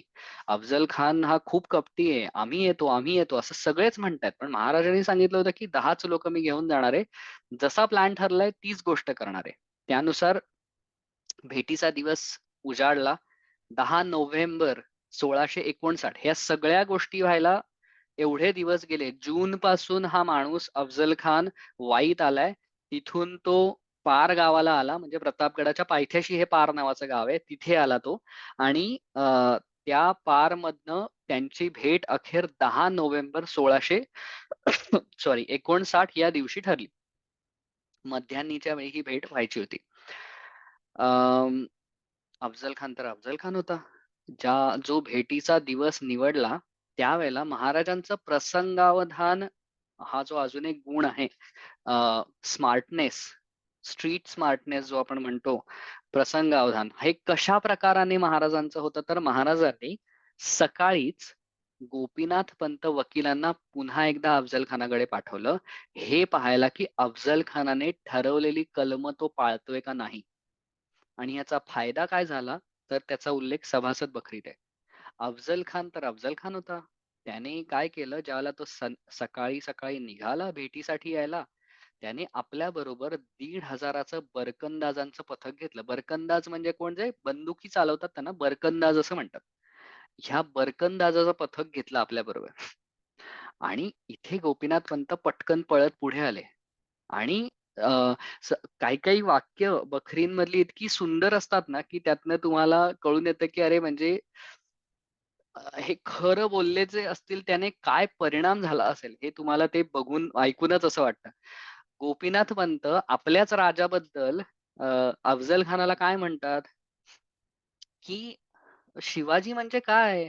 एवढं पथक बघून राजा धाशत खाईल. धाशत म्हणजे दहशत या शब्दाचं त्यांनी मराठीत केलेलं अपभ्रष्ट स्वरूप, की एवढा सामान शिवाजीसाठी काय करायचा? शिवाजी म्हणजे काय? शिवाजी राजा एवढा सामान पाहून धाशत खाईल आणि भेटी होणार नाही. त्याच्याऐवजी जसं ठरलंय तसे 10 लोकच बरोबर घ्या आणि भेटीला चला. पुन्हा एकदा काय? राजा भितो. म्हणजे अफझल खानाच्या गालावरती जर कळी खुलली असेल ह्याच्याने, त्याला भले 1,500 लोकं त्याचे थांबवावे लागले असतील, पण गालावरती जी काही कळी खुलली असेल अफझल खानाच्या, की "अरे किती भितो हा राजा! 1,500चं पथक घेऊन मी निघालो, तर ह्याचा वकील येऊन माझी लोटांगणं घालतोय, की नको, नको घाबरेल, राजा दहशत खाईल, भेटी होणारच नाही, राजा अर्ध्या रस्त्यातनंच पसार होईल" वगैरे, वगैरे. तशा पद्धतीने एक प्रयत्न करून अफझल खानाने पाहिला, की जमतंय का आपल्याबरोबर 1,500चं सैन्य वगैरे घ्यायला. पण तो गोपीनाथ पंतांनी हाणून पाडला. पुन्हा एकदा ह्याच्यामागे महाराजांचं डोकं आहे, की त्यांनी गोपीनाथ पंत बोकीला नाही, गोपीनाथ पंत बोकील आहेत ना, 3.5 शहाणे माहिती असतील. सखाराम बापू हे 3.5 शहाण्यांमधले एक होते. पुढे पेशवाईमध्ये सखाराम बापूंचा खूप उल्लेख आहे. त्या 3.5 शहाण्यांमधले हे जे सखाराम बापू होते ते ह्यांच्या वंशातले गोपीनाथ पंत बोकीलांच्या. असो. तर ही सगळी गंमत झाली. महाराजांचं हे सगळं कारण सांगून अफझल खान आपल्या 10 लोकांना घेऊन निघाला. अ, त्याच्याबरोबर कृष्णाजी भास्कर तर होताच. अ, आणि हा कृष्णाजी भास्कर जो वकील आणि उरलेले 10 अंगरक्षक असं सगळं घेऊन अफझल खान शामियान्यामध्ये पोहोचला. शामियान्याचं पण वर्णन सभासद बखरीमध्ये दिलेलं आहे, की खूप सुंदर बनवला होता. पुन्हा एकदा एक मेंटॅलिटी असते माणसाची, की एखाद्या ठिकाणी माणूस आला आणि त्याला तो शामियाना ती भेटायची जागा अतिशय सुंदर दिसली, तर त्याचं सगळं लक्ष ते त्या भेटायच्या म्हणजे त्या एस्थेटिक्सकडेच जाईल, की किती सुंदर बनवली आहे ही जागा. प्लस अफझल खानासारखा माणूस जो प्रचंड हावरट होता, ग्रीडी होता. त्या माणसाला ज्यावेळेला असं दिसेल, की अरे एवढं वैभव एवढ्याशा शामियान्यात बसवलंय, तर मग ह्या शिवाजीकडे किती पैसे असतील अजून आणि ते आपण कसे मिळवायचे? हा विचार जो आहे, ही सगळी मेंटॅलिटीचा विचार करून शिवाजी महाराजांनी म्हणजे सभासद बखरीत म्हणलंय, की चित्र-विचित्र लोड बसवले होते. त्याच्यानंतर खूप सुंदर अशी ती क्षमादानं वगैरे लावलेली होती. असं सगळं छान बिछाना वगैरे सगळं छान तयार केलेला होता, की ज्याच्यामुळे अफझल खान विचारातच पडेल, की आणि त्यानुसार अफझल खान म्हणाला सुद्धा, की पातशहाकडे, आमच्या वजिराकडे असा सामान नाही. हा शिवाजी अ, शहाजीचा नाचीस छोकरा त्याच्याकडे एवढं सामान कुठून आलं? अशा पद्धतीने सगळा विचार करून अफझल खान चाट पडला. त्याचं फोकस महाराजांनी दुसरीकडे डायव्हर्ट केला. प्लस त्याच्या मनामध्ये एक हाव निर्माण केली, की कशा प्रकाराने त्याचं लक्ष दुसरीकडे जाईल. ओके. सो अशा ह्याने तिथे पोहोचला आणि अफझल खान पहिले पोहोचला. अजून एक मेंटॅलिटी म्हणजे ना 26/11 बद्दल पुन्हा एकदा थोडं विषयांतर होईल. पण 26/11 जो काही मुंबईवरती हल्ला झाला होता, त्याच्यासाठी जे NSG कमांडोज बोलवलेले होते दिल्लीतनं, ते कमांडोज हे मी आय थिंक एका मेजरचं आय थिंक मेजर राघवन जे होते त्यांचं एक TEDx टॉक ऐकला होता. त्याच्यामध्ये त्यांनी सांगितलंय, तर हे NSG कमांडोज त्यांना बोलावलं, ते आले आणि ते हल्ला करायला गेले असं झालं नाही. ते जवळ-जवळ 34 तास होल्डवर होते. म्हणजे ना ह्याची कंपॅरिझन तुम्ही तुमच्या आयुष्यात कशी करू शकता, की तुम्हाला आजकाल प्रत्येक माणसाला प्रेझेंटेशन करावं लागतं one day or the other. तुम्हाला कोणीतरी सांगितलं, की तुमचं ना अर्ध्या तासात प्रेझेंटेशन आहे. अर्ध्या तासाला 5 मिनिटं राहिलेली असताना तुम्हाला येऊन कोणीतरी सांगितलं, की सॉरी ते ना 2 तास पोस्टपोन झालंय. परत 2 तास पूर्ण व्हायच्या 10 मिनिटं आधी कोणीतरी येऊन सांगितलं, "ॲक्चुअली ते 5 तास पोस्टपोन झाले. जे येणार होते ते अजून आलेलेच नाहीयेत." 5 तासातला 1 तास राहिलेला असताना कोणीतरी सांगितलं, की "नाही आज सॉरी आज नाही आता उद्याच या तुम्ही प्रेझेंटेशन करायला." तर दुसऱ्या दिवशी परत थोडं अजून डिले केल्यानंतर तुमचा जो काही उत्साह उरलेला असेल ते प्रेझेंटेशन करायला, तुम्ही जे काही डेस्परेट असाल ते प्रेझेंटेशन करायला आणि जो काही तुमचा उत्साह म्हणजे आता ते होतं ना, की यार आता एकदा होऊन जाऊ दे. किती किती तुम्ही ताणताय. तर ही जी एक मेंटॅलिटी आहे, तर ही या मेंटॅलिटीवरती सैनिकांचं काम केलेलं असतं. म्हणजे एन-एस-जीचे जे कमांडोज होते त्यांना एवढं डिले करून सुद्धा ते फ्रस्ट्रेटेड नव्हते. दे वर नॉट डेस्परेट की आम्ही आता कसं जाऊन युद्ध करू आणि मरू किंवा जिंकू किंवा मरू अशा थाटात ते तिकडे गेलेले नव्हते. त्यांना ह्याचं सगळ्याचं ट्रेनिंग मिळालेलं असतं, की तुम्ही कसे होल्डवर राहाल. ह्याचं ट्रेनिंग पूर्वीच्या काळात होतं, नव्हतं आपल्याला काहीच माहीत नाही. कुठेही संदर्भ नाही. पण अफझल खान हा तिथे आधी आला होता. त्याला महाराजांनी तिथे तात्काळत ठेवलेलं होतं. 3 महिने झाले हा माणूस भेटेन, भेटेन, भेटेन म्हणतोय. हा माणूस प्रचंड घाबरलेला आहे. आपण बादशहाच्या दरबारात सांगून आले, की चढे घोड्यानिशी म्हणजे घोड्यावरून उतरल्याशिवाय शिवाजीला पकडून आणेन.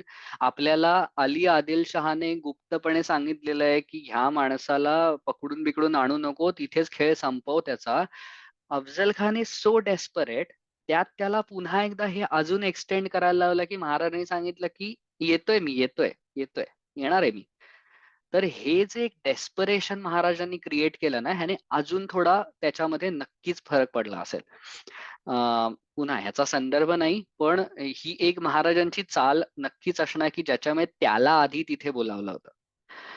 सो हा तिथे पोहोचला. महाराजांनी शिवभारतामध्ये खूप सुंदर त्या महाराजांच्या दिनचर्येचं वर्णन दिलंय. महाराज सकाळी उठले, त्यांनी त्यांची पूजा वगैरे केली.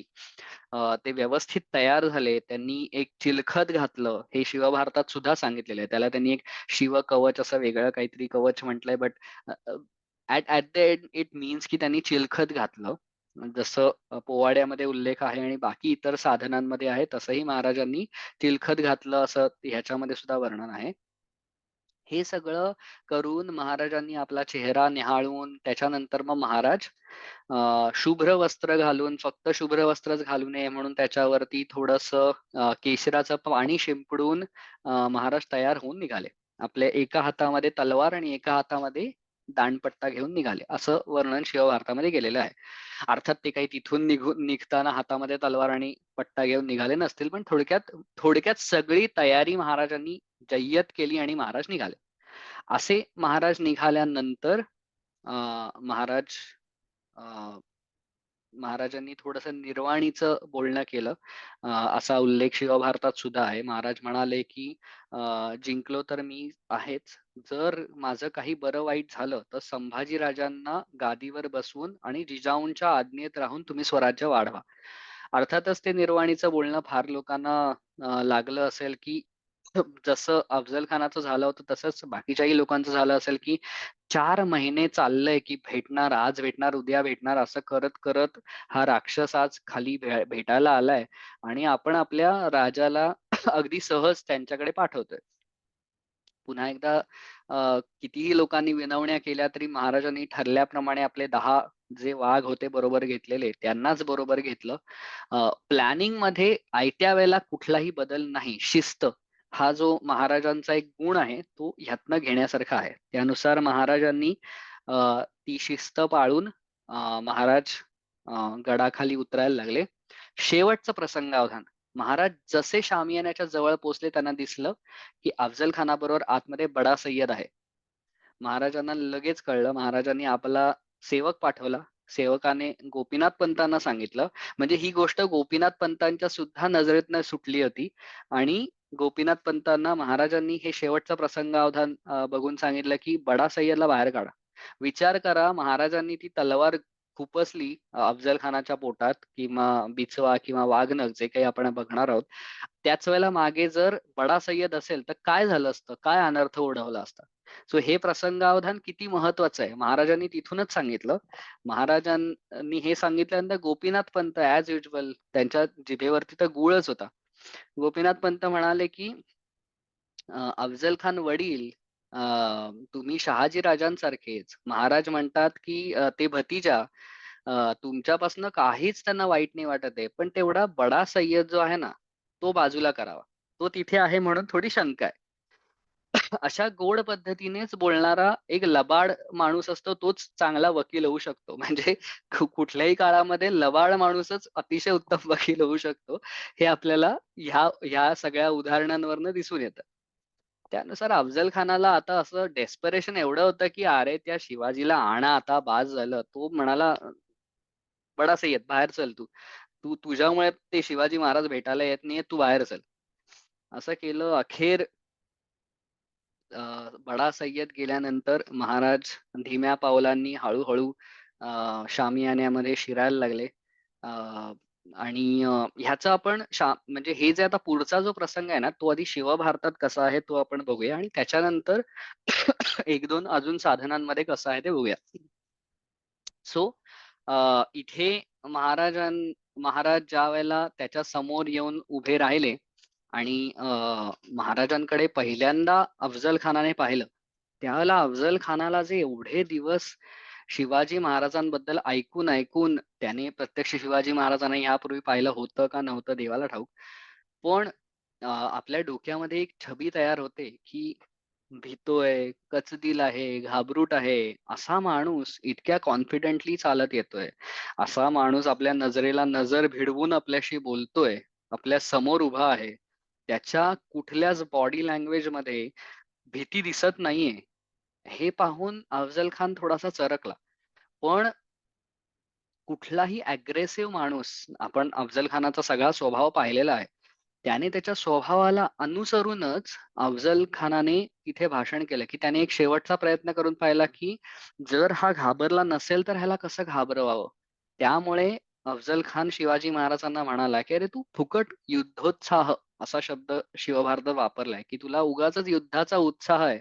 तो युद्धोत्साह बाळगून तू कुठल्याही बादशहाच्या पदरी काम करत नाहीस. आदिलशहा, कुतुबशहा, दिल्लीचा अधिपती ह्यांच्या समोर तू नम्रतेने वागत नाहीस आणि स्वतःला खूप मोठा समजतोस. आज तू माझ्या इकडे शरण आलायस. तुला मी घेऊन जातो. आदिलशहाच्या समोर तुझं शीश म्हणजे तुझं डोकं तुला झुकवायला लावतो आणि तिथून तुला मी मोठी जहागिरी मिळवून देईन. तर हे सगळं करूनच तुझा उद्धार होणार आहे. हे तुला एवढे दिवस कळलं नव्हतं. तर ये आता हे आपलं जे बोलणं झालंय म्हणजे महाराजांना काहीच बोलू न देता, ये आता आपलं जे बोलणं झालंय, ते बोलणं झाल्यानंतर मला आलिंगन दे. अशा पद्धतीने अ, त्याच्या शिवभारतामध्ये ह्या गोष्टी सांगितलेल्या आहेत. आपण जरी म्हटलं की शिवभारताचं वर्णन मी सगळ्यात पहिले करणार आहे, तरी ना मला थोडा मोह आवरत नाहीये. अं, श अज्ञानदासाच्या पोवाड्यामध्ये अं, आजकाल क्रिकेटमध्ये जसं स्लेजिंग होतं ना, त्यानुसार एकमेकांना स्लेजिंग कसं केलं, अशा पद्धतीने अफझल खान आणि शिवाजी महाराजांचे थोडे डायलॉग दिलेत, की ज्याच्यामध्ये अफझल खान शिवाजी महाराजांना म्हणतो, की "अरे तू तो कुणबिनी का छोरा है." की महाराजांना पूर्वीचे मराठे म्हणजे अस्सल मराठे आता मी मराठे म्हणजे जातिवंत मराठे, जात मराठे म्हणतोय. जातिवंत मराठे पूर्वी महाराजांना कुणबी समजत असत. त्याच्यामुळे ते त्यांना जोपर्यंत त्यांना माहिती नव्हतं, की महाराज हे सिसोदिया राजपुतांपासून आलेले अस्सल क्षत्रिय आहेत, तोपर्यंत त्यांचा उल्लेख हा कुणबिणी का छोरा. तर त्याच्यातनं अफझल खान त्यांना नीचतम दाखवून देण्यासाठी म्हणतो, "अरे तू तो कुणबिणी का छोरा है, शेत-बीत कर, काय आहे तू कुठे या राज्य-बिज्य करण्याच्या कुठे फंदात पडतोस?" त्यावर मागच्या भागात आपण जसं सांगितलं, की अफझल खान हा खरा भटारी खानदानातला होता. त्यानुसार महाराज त्याला म्हणतात, की "अरे तू म्हणजे तू तर जेवण बनवणारा भटारी आहेस तू. तर तू कुठे इकडे युद्ध-बिद्ध करतो. तू मस्त लाडू आणि जिलबी विक विजापूरमध्ये." सो अशा पद्धतीचे सुद्धा काही मजेशीर डायलॉग दिलेले आहेत. अर्थात हे असेच खरं झाले असतील असं नाही, पण एक करमणूक म्हणून मला मोह आवरला नाही हे सांगायचं इतकंच. सो असं बोलणं झालं. अफझल खानाने त्याचे बाहुपाश उघडले. बाबासाहेब पुरंदरेंनी अतिशय सुंदर वर्णन केलंय ह्याचं, की अ, अफझल खानाने त्याचे पसरलेले हात म्हणजे जणू मृत्यूचा जबडाच. मगरीने तिचं उघडलेलं तोंडच. तो जो अख्खा प्रसंग आहे, की महाराज धीम्या पावलांनी आता अफझल खानाला आलिंगन देण्यासाठी पुढे येतात, त्याचं वर्णन बाबासाहेब पुरंदरेंनी केलंय, की अ, चित्रगुप्ताची लेखणी थांबली, यमदूतांची हृदय धडधडू लागली आणि ते वाचायला अतिशय अ, मस्त वाटतं, की तो प्रसंग डोळ्यासमोर उभा राहतो आणि खरोखर असं वाटतं, की अरे चित्रगुप्त जो सतत लिहितोय तो आपला थांबलाय, की आता काय करतायत शिवाजी महाराज आणि अफझल खान. अशा प्रकाराने बाबासाहेब पुरंदरे यांनी हे लिहिलंय. अर्थातच पुढचा प्रसंग असा आहे, की शिवाजी महाराजांनी अफझल खानाला आलिंगन दिलं. अफझल खानाने शिवाजी महाराजांचं डोकं हे आपल्या डाव्या बगलेत अर्थात काखेत दाबलं आणि कडची कट्यार काढून ह्याच्या आधी सॉरी एक गोष्ट राहिली. महाराजांचा त्याच्यावरती विश्वास बसावा ह्यासाठी शिवभारतात अजून एक उल्लेख आहे, की अफझल खानाने आपल्याकडची तलवार काढून आपल्या वकिलाला म्हणजेच कृष्णाजी भास्कराच्या हातात दिली. म्हणजे थोडक्यात उगाच शो ऑफ करायला, की म्हणजे बघ मी असा काही तुला घाबरलेलो वगैरे नाहीये आणि माझा पूर्ण विश्वास आहे हे दाखवण्यासाठी. त्यामुळे त्याच्याकडे उरली होती एक कट्यारच. सो ती कट्यार जी होती ती त्याने काढली आणि ती शिवाजी महाराजांवरती चालवली. अर्थात शिवभारतात असं म्हणतात, की महाराजांनी तो वार चुकवला आणि मुष्टियुद्धात पटाईत असलेल्या शिवाजी महाराजांनी आपली मान सोडवून घेतली आणि हा घे तुला वार करतो म्हणून शिवाजी महाराजांनी आपल्याकडची कृपाण म्हणजे छोटी तलवार. आता छोटी तलवार ह्याचाच अर्थ इथे बिचवा असू शकतो. पण बिचवा हा जो शब्द म्हणजे हे जे काही आहे, हे आपल्याला आज म्हणजे त्या काळामध्ये त्याला संस्कृतमध्ये त्यांना नाव मिळालं नसावं. 1 मिनिटं मी तुम्हाला सॉरी. हा बिचवा दिसतोय का? ह्याला बिचवा असं म्हणतात. हे एक चित्र मला ऑनलाईन मिळालेलं आहे. सो असा जो बिचवा होता, त्याचं टोक अफझल खानाच्या पोटातून घालवून ते अफझल खानाची आतडी घेऊन बाहेर आलं त्याच्याबरोबरच असा उल्लेख त्याच्यामध्ये आहे. आणि मग हे झाल्यानंतर अर्थातच अफझल खान आपली बाहेर आलेली आतडी सांभाळत जोराने ओरडला, की ह्या दुष्टाने मला मारलं, दगा, दगा, काफिरने मुझे मार दिया. अशा प्रकाराने अफझल खान ओरडला. हे पाहून ज्या वकिलाच्या हातात कृष्णाजी भास्कराच्या हातात अफझल खानाने तलवार दिली होती, ती तलवार काढून कृष्णाजी भास्कराने महाराजांवर वार केला. महाराजांच्या हातात तलवार होती त्याच वाराने तोच वार महाराजांनी अडवला आणि दुसऱ्या हातात असलेल्या पट्ट्याने महाराजांनी अफझल खानाचं शिर कापलं. अशा प्रकारे शिवभारतात उल्लेख आहे. आणि मग इथे अफझल खान जो होता तो जमिनीवर पडला. ते त्यांनी खूप सुंदर पुन्हा एकदा वर्णन आहे, की अलंकारिक वर्णन आहे, की महाराजांना इंद्र असं कल्पलेलं आहे तिथे, की महाराजांचा इंद्र झाला. अफझल खान नावाचा पर्वत तो धिप्पाड होता. त्यामुळे अफझल खानाच्या नावाच्या पर्वतावरती शिवाजी जो इंद्र झाला त्याने वज्र चालवल्यामुळे तो पर्वत अखेर खाली कोलंडला. सभासद बकरीमध्ये थोडंसं वेगळं वर्णन आहे, की ज्यावेळेला महाराजांनी त्याला आलिंगन दिलं, त्यावेळेला त्याने महाराजांची मान डाव्या बगलेत पकडली आणि त्याने महाराजांवरती कट्यार चालवली. मेंढ काढून टाकलं म्हणजे ते जे कव्हर असतं ते काढून टाकलं आणि महाराजांवर कट्यार चालवली जी खरखरली. कारण महाराजांनी सील म्हणजे अर्थात चिलखत घातलेलं होतं. ह्याच्यामुळेच अफझल खानाला कळलं, की महाराजांनी काहीतरी अंगात घातलंय, पण त्याने दुसरं काही करायच्या आधीच महाराजांच्या डाव्या हातामध्ये त्यांनी लपवलेली वाघनखं जी होती, ती त्यांनी त्याच्या पोटात खुपसली आणि उजव्या हाताने बिचव्याचा मारा केला. आणि ह्या दोन्हीमुळे अफझल खान जो होता त्याच्या पोटातून रक्ताचा धबधबा कोसळायला लागला आणि तिथून महाराज निघाले. एवढंच वर्णन केलंय. इथे अफझल खानाची मान कापण्याचं काम हे संभाजी कावजीने केलं. हे सांगितलं, की अफझल खान घाईघाईने बाहेर आला. त्याने आपलं अंग पालखीत टाकलं. पालखीचे भोई अफझल खानाचं जे धूळ होतं ते घेऊन निघायला लागले. संभाजी कावजी पटकन धावला. त्याने आपल्या तलवारीने पालखीच्या भोयांचे पाय कापले आणि अफझल खानाचं शीर कापून तो शिवाजी महाराजांबरोबर आला. अशा प्रकाराने त्यातलं म्हणजे हा थोडासा एक फरक आहे, की जिथे शिवभारत म्हणतं, की संपूर्णपणे हे सगळं काम शिवाजी महाराजांनीच केलं. ह्याच्यानंतर जे अफझल खानाकडचे लोकं होते, बडा सय्यद सकट उरलेले लोकं हे महाराजांवरती हल्ला करायला आले. ज्यावेळेला जिवा महालांनी असं आपल्याला पुन्हा एकदा सांगितलं होतं, की जिवा महालांनी पट्ट्याने ह्याचा हात तोडला म्हणून. पण त्याचं वर्णन पुन्हा एकदा असं आहे, की तलवारीने जिवा महालाने ह्याचा हात उडवून लावला. म्हणजे थोडक्यात बडा सय्यदचा जो हात होता तो उडवून लावला, कारण बडा सय्यद शिवाजी महाराजांना मारायला आला होता. अ, अफझल खानाकडचे 10च्या 10 लोकं मारले गेले. शिवाजी महाराजांकडचे 10च्या 10 लोकं जिवंत राहिले. अंगावरती सगळं सांडलेलं रक्त घेऊन शिवाजी महाराज जे त्यांचं नव्हतं अर्थातच, ते अख्खं रक्त घेऊन शिवाजी महाराज तसेच प्रतापगडावरती गेले. आता इथे सगळ्यात मोठा प्रश्न आहे, की कृष्णाजी भास्कराचं काय झालं? आणि आजकाल कृष्णाजी भास्कराला महाराष्ट्रातल्या राजकारणामुळे इतकं जास्त महत्त्व आलेलं आहे, की कधी-कधी वाटतं, की अफझल खान कृष्णाजी भास्कराला घेऊन आला होता का कृष्णाजी भास्कर अफझल खानाला घेऊन आला होता. आणि त्याला मारलं ह्याच्यामध्येच खूप जास्त सेलिब्रेशन होतं. कृष्णाजी भास्करला मारलं असा उल्लेख शिवभारतात नाही. अ, ब्रह्महत्या न करणाऱ्या शिवाजीने कृष्णाजी भास्करावरती म्हणजे त्या वकिलावरती तलवार चालवली नाही, असा उल्लेख शिवभारतात आहे. सभासद बखरीतही कृष्णाजी भास्करांना मारल्याचा उल्लेख नाही. 91 कलमी बखरीमध्ये तर स्पष्ट म्हणतात, की कृष्णाजी भास्कराला पळून जाऊ दिलं. तेच पोवाड्यामध्ये असं सांगितलेलं आहे, की शिवाजी महाराजांनी त्याच्यावर हल्ला केला नाही, तर जिवामहाला ह्याने अ, कृष्णाजी भास्करावरती बरची फेकून मारली आणि तो मेला. सो असं वेगवेगळ्या साधनांमध्ये वेगवेगळ्या गोष्टी दिलेल्या आहेत.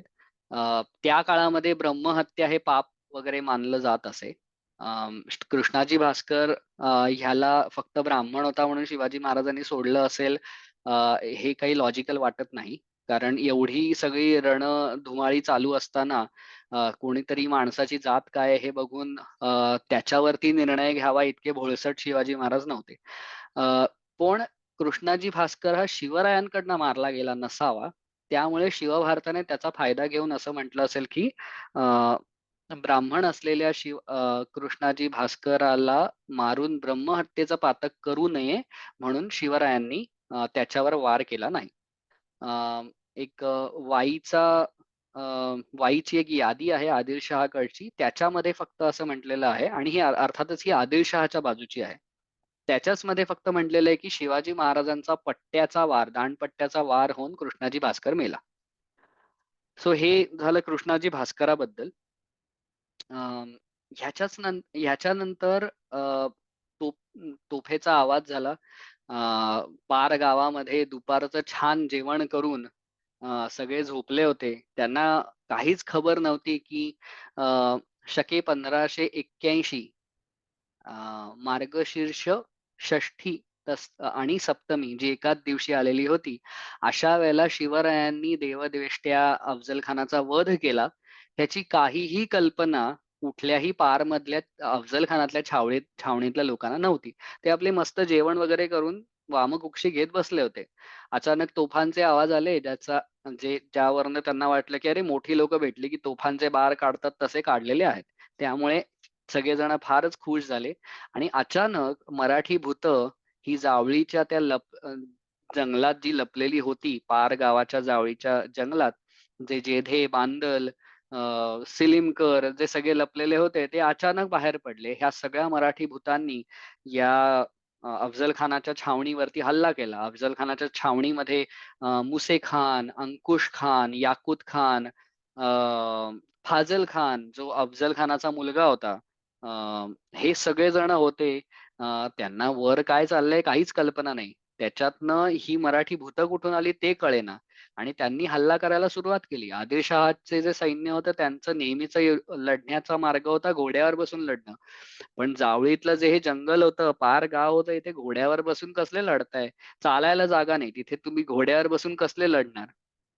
मुसे खान वगैरे लोकांनी शिवभारतानुसार खूप आरडाओरडा करून सांगितलं, खूप प्रोत्साहन दिलं. पण ही अचानक आलेली भूतं बघितल्यानंतर त्याचं कोण ऐकतोय? लोकं एकतर म्हणजे 2च मार्ग होते. एक तर जंगलात पळा, नाहीतर डायरेक्ट स्वर्गाची वाट धरा. अशा रीतीने लोकं इकडे-तिकडे धावपळ करत होते. कोण कापले जात होते, कोणाचा डोळा फुटत होता, कोणाचे दात पडत होते. अशा रीतीने अचानक झालेल्या हल्ल्यामध्ये ही सगळी छावणी कापली जात होती. मग ह्या सगळे जे सरदार होते अंकुश खान, मुसे खान, फाझल खान, याकूत खान ह्या सगळ्या खानांनी अतिशय निष्ठेने एक निर्णय घेतला आणि मोठा श्वास घेऊन सगळ्यांनी जावळीच्या जंगलात धूम ठोकली. कारण तोच एक मार्ग होता जिवंत राहायचा. अ, हळू-हळू संध्याकाळ व्हायला लागली. ही सगळी खानावळ जंगलातनं जावळीच्या निघून वाईच्या मार्गाला लागायचा प्रयत्न करत होते. त्यांच्या बरोबर असलेला त्यांचा एक अतिशय जिवलग अ, वीर जो होता प्रतापराव मोरे तो कुठे दिसेना. तो जिवंत आहे का मेला आहे हेही कुणाला त्याची पडलेली नव्हती आणि ही सगळी खानावळ निघाली. अर्ध्या रस्त्यात गेल्यानंतर त्यांना अचानक म्हणजे एक तर त्यांना सतत भीती, कुठल्या झाडीतनं कोण कुठे तलवार मारेल काय सांगावं हो? कारण याच तर झाडीतनं आले होते हे सगळी मराठी भूतं. हे बघून घाबरत कसं तरी आपलं अल्लाचं नाव घेत हे सगळेजण निघाले. त्यांना अचानक थोड्या पुढे 4-5 मराठे दिसले. त्यांचं जे काही उरलं-सुरलं अवसान होतं तेही गळालं. कारण आधीच ते फार धीराने त्यांनी हा निर्णय घेतला होता पळायचा. ते सगळा धीर आता संपला त्यांचा आणि तिथे पोहोचल्यानंतर ते 4-5 मराठे बघितले तर त्यांना वाटलं, "अरे इथेही आहेतच हे, आता जायचं कुठे आपण?" आणि अचानक काय झालं माहीत नाही, फाझल खानाला एक वेगळंच अवसान चढलं. फाझल खानाने आपली कमरेची तलवार काढली. त्याच्या पायाला जखम झाली होती, असं शिव भारतात लिहिलंय. ती जखम झालेली असताना सुद्धा चिडून ती तलवार काढून त्वेषाने तो जो काय पळत गेला त्या मराठ्यांच्या दिशेने, सगळ्या उरलेल्या मुसे खान, याकूत खानांची तोंड उघडीच्या उघडी राहिली, की काय झालं हे फाझल खानाला एवढं शौर्य आलं कुठून अचानक? ह्याचा बाप मेलाय आत्ताच. आलं कुठून एवढं अवसान? आणि बघतात तर काय तर फाझल खान शिव्या देत ज्या माणसाकडे गेला तो प्रतापराव मोरे होता. तो ह्या खानानं टाकून गुपचूप पळत होता. त्याला पकडलं आणि फाझल खानाने आधी शिव्यांची लाखोली वाहिली. मग फाझल खान म्हणाला, की "ह्यानेच माझ्या बापाला इकडे आणलं आणि आज माझा बाप मेला. ह्याला इथेच कापूया आपण, म्हणजे ह्याला घेऊन जायला नको." पण त्याच्या बरोबरचे जे मुसे खान वगैरे होते ते फार हुशार होते. ते म्हणाले, की "ह्या प्रतापरावाला जावळीचं जंगल व्यवस्थित माहिती हा आपल्याला सापडलाय हे आपलं नशीब आहे. हाच आपल्याला इथून वाईला पोहोचवू शकेल." हा विचार करून त्या प्रतापरावाला तर वाटलं होतं, की त्या मराठ्यांनी मारलं नाही, आता हे मारणार आपल्याला. त्याला अचानक स्वतःचा इम्पोर्टन्स कळला, की मला माहिती की कसं लोकांना न्यायचंय. अखेर हा कसाबसा त्यांना घेऊन वाईमध्ये पोहोचला. रात्रभराचं त्यांचं सगळं प्रवासाचं वर्णन शिववार्तात दिलंय, की अगदी डोळ्यात बोटं घातली तरी दिसणार नाहीत, इतका मिट्ट अंधार होता आणि दिसलं तरी काय करू शकणार आहे आपण? कारण एवढे कमी लोकं उरलेले होते, त्यामुळे हे कसेबसे तिथपर्यंत पोहोचले. वाईला पोहोचल्यानंतर फाझलखानाने सगळा खजिना तिकडे टाकला आणि जे सामान जी काही उरलेलं सैन्य होतं, त्याचा जनानखाना होता फाझलखानाचा किंवा मुसेखानाचा किंवा अंकुशखानाचा, त्यांनी सगळा आपला जनानखाना घेतला आणि तिथून त्यांनी धूम ठोकली. इथे पुन्हा एकदा शिवभारतात वर्णन आहे, की महाबळेश्वरच्या घाटावर मी तुम्हाला मगाशी दाखवलं होतं, की नेतोजी पालकरांना तिथे ठेवलं होतं, की ज्या दिवशी अफझल खानावरती मी हा सगळा हल्ला करेन, त्याच्यानंतर तू खाली उतरून वाईमध्ये जाऊन हल्ला कर. तर शिवभारतामध्ये स्पष्ट उल्लेख आहे, की तो उशिरा पोहोचल्याने अर्थात नेतोजी पालकर उशिरा पोहोचल्यामुळे हे सगळे लोकं त्याच्या हातातनं निसटले.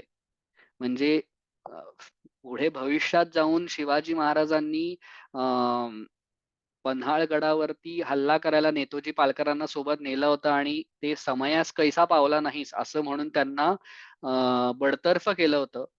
तर ते कशाप्रकारे खरं असू शकतं? कारण आजकाल त्यांच्यावरती सांगितलं होतं, की नेतोजी पालकर आणि शिवाजी महाराजांची ही एक चाल होती, की त्यांनी मुघलांकडे जावं वगैरे, वगैरे. तर तसं काही नसून म्हणजे हे आपण पुन्हा केव्हा तरी नक्कीच ह्याची चर्चा करू. पण नेतोजी पालकर इथे उशिरा पोहोचले आणि त्यांच्याकडनं फाझल खान आणि उरलेले लोकं सुटले. त्यामुळेच फाझल खान आणि उरलेले लोकं आहेत ते जिवंत राहिले. हे सगळं झाल्यानंतर कुठलाही सर्वसामान्य माणूस असता, तर त्याने 5 महिन्याचं प्लॅनिंग आणि ही सगळी गोष्ट झाल्यानंतर मस्तपैकी आराम केला असता, पार्टी केली असती. पण शिवाजी महाराजांचं वेगळेपण पुन्हा एकदा दिसून येतं ह्याच्यातनं. शिवाजी महाराजांनी बरोबर दुसऱ्या दिवशी सकाळी नवीन मोहीम उघडली, की ज्याच्यातनं आज अफझल खान मेलाय, तर ह्याची भरपाई आपण आदिलशहाचा अजून मोठा प्रदेश घेऊन करू. हा विचार करून शिवाजी महाराज सकाळी-सकाळी वाईत पोहोचले. म्हणजेच एखादा माणूस जो आरामात राहून त्याने पार्ट्या केल्या असत्या, त्याच्याऐवजी हाच फरक होता नॉर्मल माणूस आणि शिवाजी महाराजांमध्ये, की समोरच्या शत्रूला त्याचा पहिला पराभव झाला हे कळण्याच्या आधीच त्याचे अजून 4 पराभव झालेले असायचे. हे शिवाजी महाराजांचं एक वेगळेपण आहे. यानुसार शिवाजी महाराज वाईमध्ये पोहोचले. पुन्हा एकदा मी एक छोटासा मॅप दाखवतो. अ, आणि ह्याच्यातून शिवाजी महाराजांनी काय केलं, तर इथे वाईला पोहोचला. मी प्रतापगडच आत्ता दाखवलाय, पण वाईला पोहोचल्यानंतर शिवाजी महाराजांनी काय केलं, तर आपल्या सैन्याचे 3 भाग केले. एक दोरोजी नावाच्या अधिकाऱ्याच्या हाताखाली दिला, एक नेतोजी पालकरांच्या हाताखाली दिलं आणि एक घेऊन शिवाजी महाराज स्वतः निघाले. ह्याला शिवरायांचं त्रिशूळ म्हणता येईल, की त्यांनी 3 दिशांनी हल्ला केला. नेतोजी पालकरांना जे पाठवलं ते अक्षरशः विजापूरच्या रस्त्यावरती पाठवलं. 23 गावांची नावं दिलीत शिवभारतामध्ये, जे कर्नाटकात येतात. त्या सगळ्या गावांची लूट आणि त्यांच्याकडनं खंडणी नेतोजी पालकरांनी वसूल केली. अफझल खान हे खूप मोठं प्रस्थ होतं. त्याला मारल्यानंतर जेवढे लोक घाबरले असतील त्यानुसार पटकन शिवाजी महाराजांनी हात साफ करून घेतला. आणि ह्यात काहीही चुकीचं नाहीये. लूट करणं ही त्या काळात चुकीची नव्हती, कारण तलवारीच्या बळावरतीच त्या काळामध्ये राज्य चालायची. शिवाजी महाराजांनी फक्त ह्याचा फायदा घेतला. शिवाजी महाराज स्वतः निघाले आणि त्यांनी पन्हाळा गड घेतला. ह्याच पन्हाळा गडावरती शिवाजी महाराज ह्याच्यानंतर पुढे 4-5 महिने अडकून होते, ज्याला सिद्धी जोहर पुढची मोहीम घेऊन आला होता. राईट? सो पन्हाळगड घेतला, याचा फायदा कसा झाला हे आपल्याला दिसून येईल. आणि तिसरं जे दोरोजी होते त्यांना कोकणात पाठवलं. कोकणात कशाला? तर कोकणचा प्रदेश तर घ्यायचाच होता. अफझल खानाची 3 जहाजं होती समुद्रामध्ये आणि हे शिवाजी महाराजांना माहिती होतं. त्यामुळे ती जहाजं आणि हा सगळा प्रदेश घ्यायला दोरोजीला पाठवलं. म्हणजे अफझल खान तर मेलाच, पण त्याचबरोबर शिवाजी महाराजांनी पटकन खूप मोठा प्रदेश आपल्या अखत्यारीत आणला. खूप मोठ्या प्रदेशावरती आपलं राज्य वसवून घेतलं. सो ही एक फार मोठी गोष्ट शिवाजी महाराजांची करून येते. आता ह्याच्यानंतर आपल्याकडे पुढची मी अजून 10 मिनिटंच घेईन. थोड्याशा ह्या गोष्टीसाठी बोलायला, की इथे अफझल खान वध संपतो. ह्याच्यानंतर म्हणजे हा सगळा म्हणजे अफझल खानाचा वध आणि त्याच्यानंतर करून घेतलेले हे सगळे फायदे आपल्याला दिसतात. पण ह्याच्यातनं शिवाजी महाराजांचे कुठले कुठले गुण दिसून येतात आपल्याला, कारण आपण ते जास्तीत जास्त समजून घ्यायचा प्रयत्न करतो. सगळ्यात पहिला गुण आहे संयम. शिवाजी महाराजांच्या वरिष्ठ बंधूंना, संभाजी राजांना ज्या माणसाने मारलं तो अफझल खान. शिवाजी महाराजांच्या वडिलांना, शहाजी राजांना हत्तीवर बसवून साखळदंड घालून विजापूरमध्ये ज्याने धिंड काढली त्यांची, तो अफझल खान. शिवाजी महाराजांच्या मेव्हण्याला बजाजी निंबाळकरला ज्याने पकडलं तो अफझल खान. ह्या अफझल खानाला ज्याने शिवाजी महाराजांचं जे एक फार मोठी त्यांची प्रेरणा होती तुळजाभवानी, तिचं मंदिर फोडलं, तिची मूर्ती फोडली, जातीयात भरडून पीठ केलं, तो अफझल खान. अशा अफझल खानाला शिवाजी महाराज त्याच्याशी अतिशय संयमानेच नाही, तर त्याच्यासमोर ते किती भित्रा दिसतील अशा प्रकाराने ते भित्रे आहेत हे दाखवलं. अफझल खानाने तुळजाभवानी फोडली, पंढरपूरवर हल्ला केला, म्हणून जिंकू किंवा मरू असं करून शिवाजी महाराज सर पे कफन बांध के निकलते बॉलिवूडच्या मूव्ही सारखं असं काहीही केलं नाही. त्यांनी संयम ठेवला. हा सगळा राग मनामध्ये खदखदत ठेवला तेव्हासाठी, की ज्या वेळेला तो समोर येईल त्यावेळेला मी हा राग वापरेन. सो संयम ही फार मोठी गोष्ट आहे. दुसरी गोष्ट नियोजन, प्लॅनिंग. प्लॅनिंग मी जसं मगाशी म्हटलं, की जंगलात लपलेला एक मावळा चुकून पडून दिसला असता, तरी सुद्धा अफझल खानला कळलं असतं, की इथे काहीतरी गोंधळ आहे. महाराजांनी प्लॅनिंग कशा प्रकाराने चांगलं केलं, की शिवाजी महाराजांचं प्लॅनिंग हे असं नव्हतं, की आपल्यावरती जर हल्ला केला अफझल खानाने, तर आपण त्याला मारू. शिवाजी महाराजांनी या सगळ्या गोष्टी कशा प्लॅन केल्या, आपण भितोय हे कसं दाखवलं, कशा प्रकाराने त्याच्या मनावर ते बिंबवलं आणि त्याला ते कसे अशा ठिकाणी घेऊन आले, की जी युद्धभूमी शिवाजी महाराजांना व्यवस्थित माहिती होती. गनिमी काव्याचा पहिला नियम म्हणजे ज्या भूमीवर तुमचं युद्ध होणार आहे ती तुम्हाला आधी व्यवस्थित माहिती पाहिजे. सो महाराजांनी हा केलेला एक अतिशय उत्तम गनिमी कावा आहे, की महाराज त्याला खेचून घेऊन आले अशा युद्धभूमीत, जिकडे फक्त तोच नाही तर त्याच्या सैन्यातला एकूण एक सैनिक मेला.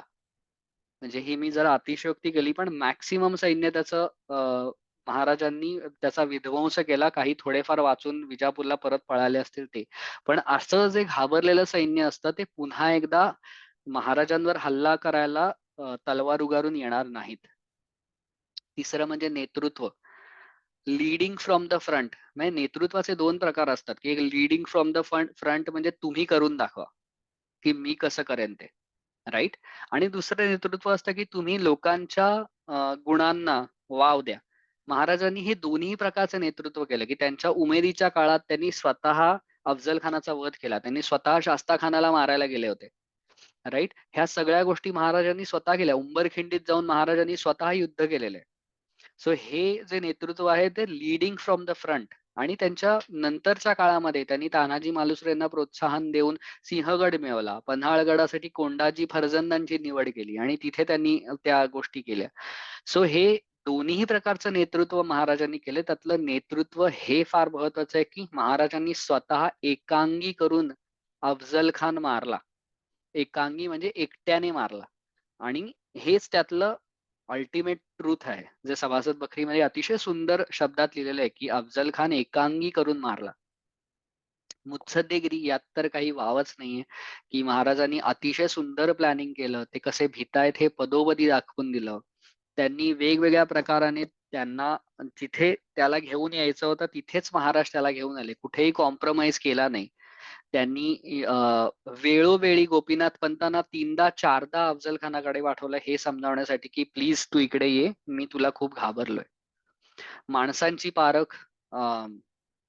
संभाजी कावजी जसं मी म्हटलं, की तो इतका बलशाली होता, की अफझल खान जर महाराजांनी उद्या नसता त्यांना सांभाळता आला, तर संभाजी कावजी सारखा एक बलवान माणूस अफझल खानाला आरामात सांभाळू शकला असता. जिवा महालाजाने पट्टा चालवून किंवा तलवार चालवून बडा सय्यदचा हात उडवून लावला आणि त्याला मारलं. हे काम त्याचमुळे होऊ शकलं कारण महाराजांनी त्यांची योग्य निवड केली होती. गोपीनाथ पंत बोकिलांसारखा लबाड वकील जो गोड बोलू शकला असता, त्याची निवड महाराजांनी केली आणि तो म्हणजे आता मॅक्सिमम आपल्याला कितीही नाही म्हटलं तरी गोपीनाथ पंत बोकिलांच्या गोड बोलण्यामुळे अफझल खान जावळीत आला. हे गोपीनाथ पंतांनाच जमलं असतं. सो वकील कशाप्रकारे, माणसांची पारख आणि शेवटचं म्हणजे प्रसंगावधान. आपण ह्याचं उदाहरण पाहिलंच, की महाराजांनी बडा सय्यद आत आहे म्हटल्यानंतर महाराज आत गेले नाहीत. त्याला आधी बाहेर काढायला लावलं. सो हे जे वेगवेगळ्या प्रकारचं प्रसंगावधान आहे आणि सगळ्यात महत्वाचं प्रसंगावधान म्हणजे ज्यावेळेला अफझल खानाच्या साईडचा कोणीतरी माणूस आपली मानगूट बगलेत दाबून आपल्यावरती कट्यारीने हल्ला करतोय, त्यावेळेला काय प्रसंगावधान वापरायला हवं हे शब्दात मांडणं अतिशय कठीण आहे. त्यामुळे प्रसंगावधान महाराजांचं हे फार महत्वाचं आहे. ह्याची सांगता करताना थोडेसे एफ-ए-क्यूज सांगतो. फ्रिक्वेंटली आस्क्ड क्वेशन्स असतात महाराजांच्या बाबतीतले. काय? सगळ्यात पहिला क्वेशन, अफझल खान खरंच शिवाजी महाराजांना मारायला आला होता का? तर अली आदिलशहाचं जे काही तारीख-ए-अली नावाचं त्याच्यावरती लिहिलं गेलेलं पुस्तक आहे, ते खूपच अलंकारिक आहे. म्हणजे त्यातलं मी तुम्हाला एक वाक्य सांगितलं ना, तर तुम्हाला कळेल. त्यात त्या तारीख-ए-अलीमध्ये अली आदिलशहा अफझल खानाला शिवाजी महाराजांना मारण्याचा आदेश कसा देतो? तर त्यांनी खूप अलंकारिकरित्या लिहिलंय, की "हे अफझल खाना, तुझा क्रोधाग्नी तीव्र करून शिवाजीच्या आयुष्याची शिल्लक रक्कम विनाशाच्या मुशीत वितळव. आणि त्याच्या आयुष्याचं शेत हे घोड्याच्या टापाखाली तुडव." हे असं खूप अलंकारिक थोडक्यात त्याला मारून टाक. अशा प्रकाराने लिहिलेलं आहे. आणि ह्याच्याशिवाय आपण मागच्या भागामध्ये जे काही पाहिलं, की अफझल खान ज्या प्रकाराने कपटी होता, त्याने ज्या प्रकारे कस्तुरी रंगला शिरेपट्टणच्या बोलवून मारलं होतं, त्यानुसार अफझल खान हा शिवाजी महाराजांना मारायला आला होता का? तर एक संदर्भ दिसतोय तारीख-ए-अलीमध्ये ज्यामध्ये स्पष्ट सांगितलंय, की शिवाजी महाराजांना मार. आणि दुसरा अतिशय उत्तम तर्क आहे, जो based on all this logic, की अफझल खानाचा कपटी स्वभाव त्यानुसार अफझल खान हा शिवाजी महाराजांना मारायलाच आलेला होता. दुसरी गोष्ट, दुसरा प्रश्न, अफझल खान अफझल खानाला मारायचा शिवाजी महाराजांनी निर्णय केला होता का? म्हणजे आता खूप जण बॉलिवूडच्या मूव्हीजमध्ये आजकाल असतं ना, की कुठलाही जो एक हिरो असतो तो खूप चांगला असतो. तो विलनला खूप चान्सेस देतो. विलन त्याला दरवेळेला पाठीवरनं हल्ला करतो. पण हिरो कसा तरी त्याच्यातनं बचावतो. कधीतरी मार पण खातो. पण तो कधीच आपल्या विलनवर हल्ला करत नाही. आणि मग एक क्षण असा येतो, की खूप चान्सेस दिल्यानंतर पण विलन अचानक हल्ला करतो आणि मग हिरो त्याला म्हणजे स्वतःला वाचवण्यासाठी रक्षणासाठी तो विलनला चुकून मारतो आणि मग विलन मरतो. म्हणजे मग कोर्टात सिद्ध-बिद्ध करतात वगैरे आत्मरक्षणासाठी मी केलं. आता काहीशा अशाच विचारांवरती चालणारे लोकं म्हणतात, की ना अफझल खानाने महाराजांवर हल्ला केला. मग काय करणार बिचारे महाराज ना? मग त्यांनी मारलं. काय आत्मरक्षणासाठी मारलं. असं अजिबात नाहीये. जे पुढच्या गोष्टी आपल्याला दिसून येतात, की महाराजांनी जे मी आत्ता दाखवलं, की त्यांचा त्रिशूळ त्यांनी जे काही 3 ठिकाणी हल्ला करायचं ठरवलं, पटकन एवढा सगळा प्रदेश त्यांनी मिळवला. त्यांनी जी माणसं बांदल आणि नाईक ह्यांना जावळीच्या जंगलामध्ये पेरलेलं होतं, ज्या नेतोजी पालकराला महाबळेश्वरच्या घाट माथ्यावर बसवलेलं होतं, ते एका शक्यतेवर असेल का हो, की उद्या अफझल खानाने जर माझ्यावर काही हल्ला केला ना, तर तुम्ही हे सगळं करा. हे हे अतिशयच इलॉजिकल वाटतं. महाराजांनी भले अफझल खान माझ्यावर हल्ला करू दे, नाहीतर नको करू दे. मी त्याला मारणारच आहे, हे ठरवूनच महाराज तिथे गेले होते. कारण शिवभारतात सुद्धा 2 ते 3 ठिकाणी म्हटलेलं आहे, की कपट योजणारा शिवाजी असा तो तिथे शोभून दिसला. अर्थात शिवाजी महाराजांच्या मनात कपट होतं. हे काहीही अजिबातच चुकीचं नाही. ज्या प्रकाराने अ, जो माणूस म्हणजे अफझल खानासारखा क्रूर आणि लबाड माणूस असेल, तर त्याच्यासाठी महाराजांनी जर हे विचार केले असतील आणि त्याला मारायचं ठरवलं असेल, तर त्यात अजिबातच काही चुकीचं नव्हतं. आणि तिसरा आणि महत्त्वाचा शब्द म्हणजे भेटीच्या वेळी कट्यार अफझल खानाने चालवली का शिवाजी महाराजांनी पहेल केली.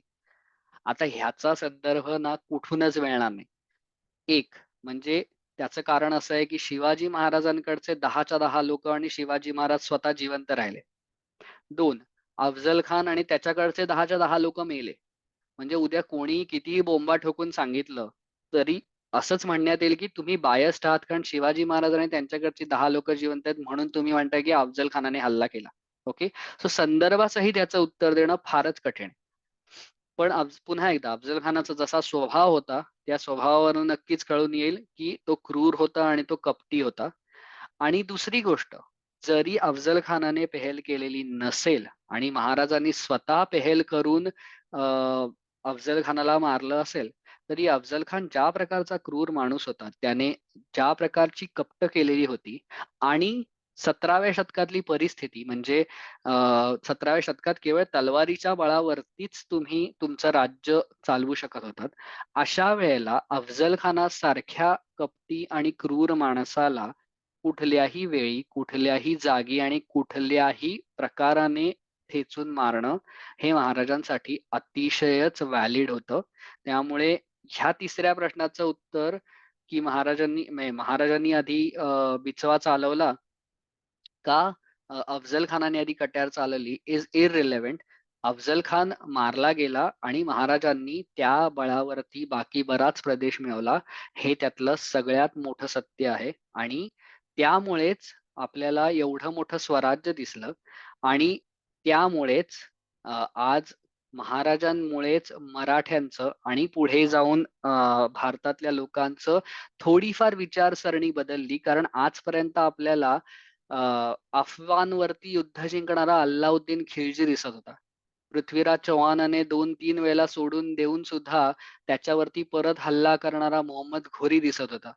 पण आपल्याच घरात बोलवून मारणारा शिवाजी महाराज हा आपल्याला पहिल्यांदाच दिसला आणि ही एक सुरुवात होती. ह्याच विचारसरणीने माणसांनी भारतातल्या आपल्या गोष्टी बदलल्या असत्या पुढे, तर ओव्हरऑलच आपल्या गोष्टी फारच सोप्या झाल्या असत्या. पण निदान मराठ्यांचं साम्राज्य असेपर्यंत तरी सगळ्या मराठ्यांनी आपली विचारसरणी बदलली होती महाराजांच्या ह्या कृत्यानंतर हे अगदी स्पष्ट दिसून येतं. त्यामुळेच या हिंदवी स्वराज्याचं पुढे साम्राज्य झालं. सो 9 मिनिट्स एक्स्ट्रा जाऊन आपण आज आपला अफझल खान वध हा भाग इथे संपवतोय. I think overall 9 minute extra गेल्यामुळे आय डोंट नो बट मला वाटतंय की ओव्हरऑल तुम्हाला अफझल खान वध कळला असेल मला, तो सांगायला थोडंफार तरी यश मिळालं असेल.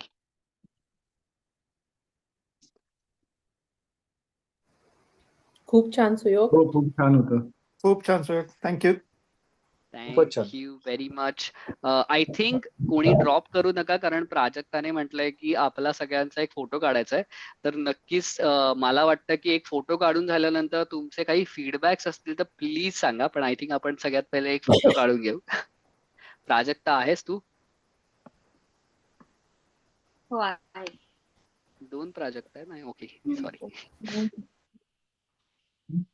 रोहित, ओमकार, तुमचे कॅमेरे सुरू करा. Viraj, Manoj, if you all are comfortable.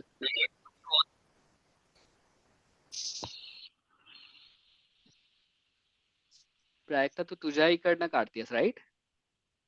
हो हो. हाय विराज. हॅलो. येस. तू काढणार असेल तेव्हा सांग प्राजक्ता, म्हणजे तसं सगळे हो, तयारीत अमुक राहतील. हो हो अमुक आय थिंक सेटल होतोय. 1 मिनिटात काढते.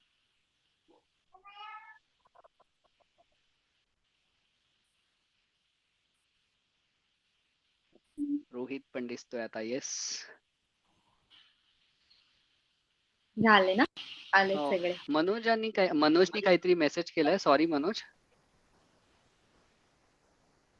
त्यांची बॅटरी लो होती मेल. ओके, अच्छा. ते let me see about setting असं म्हणतायत. ओके, ठीक आहे. मी होल्ड करते. थांबते. एक फोटो काढून घे प्राजक्ता, मग आपण मनोजना पुन्हा एकदा विचारू.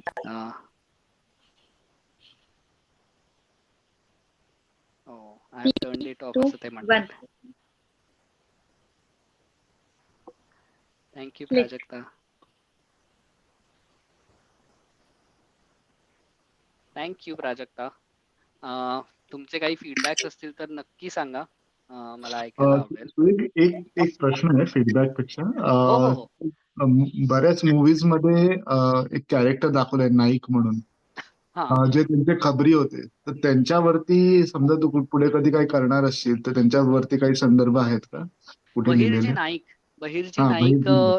हो हो. बहिर्जी नाईक ह्यांच्यावरती ना आपल्याला संदर्भ मिळणं फार कठीण आहे. का? कारण ते गुप्तहेर खात्यात होते. बहिर्जी नाईक हे अतिशय उत्तम गुप्तहेर होते, यात काही वाद नाही. कारण त्यांचा सभासद बखरीमध्ये 2दा तरी उल्लेख आलेला आहे.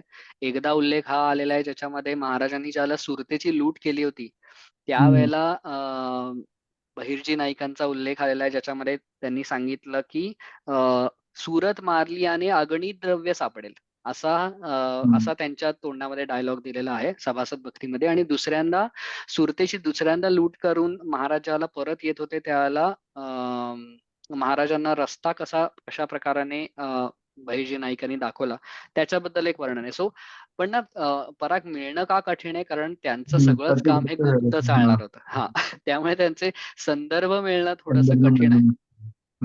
ठीक आहे. पण प्रयत्न करेन. येस, जशी कुठे माहिती मिळेल तशी. जर संदर्भ सापडले म्हणजे त्यांनी त्यांचं काम चांगलं नाही केलं असं कळेल. हो, exactly. No doubt. Okay. Manoj I think परत आलेत. I don't no. सॉरी, सगळेजण एका अजून फोटोसाठी रेडी आहेत का? हा, चालेल ना. Okay, done. प्राजक्ता आहेस तू? थँक्यू मनोज. हाय अनघा. येते 1च मिनिट. हो. रोहित.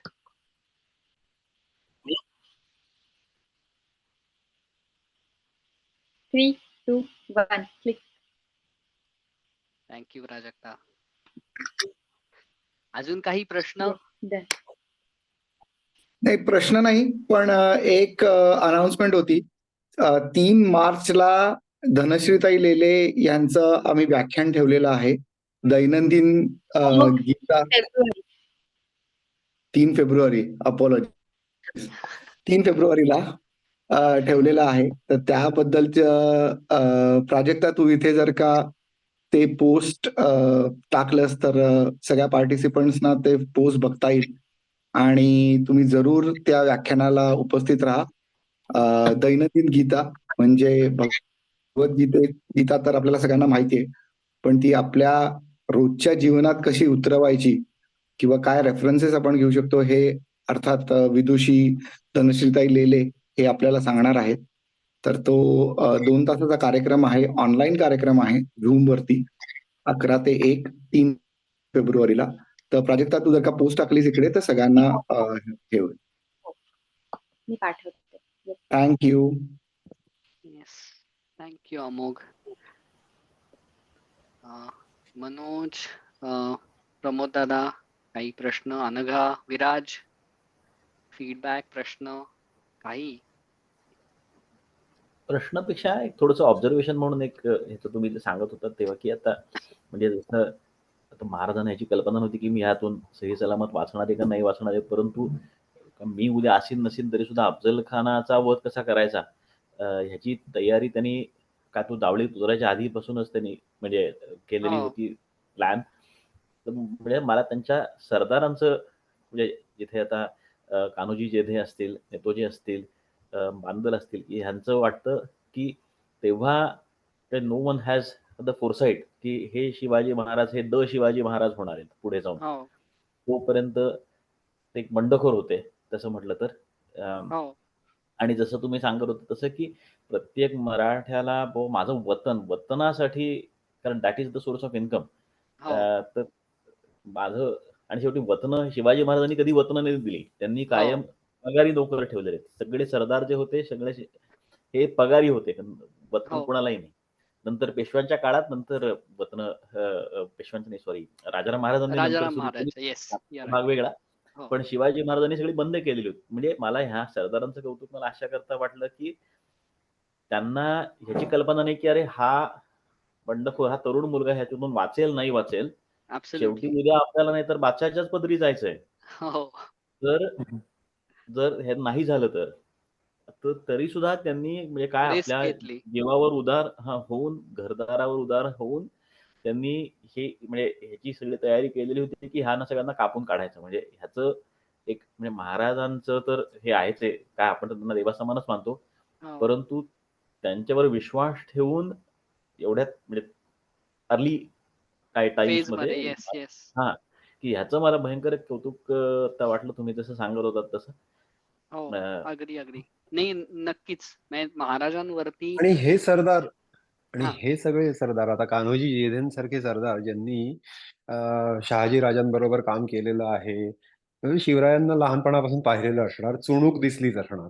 हो आणि हा हा मुलगा काहीतरी वेगळा आहे हे हे जाणवल्याशिवाय ते स्वतःच्या वतनावर पाणी सोडायला तयार झाले नसणार. हो हे तर हो पहिली गोष्ट. आणि दुसरी हो गोष्ट, महाराजांचं एकट्याचं स्वप्न नव्हतं ना हिंदवी स्वराज्य.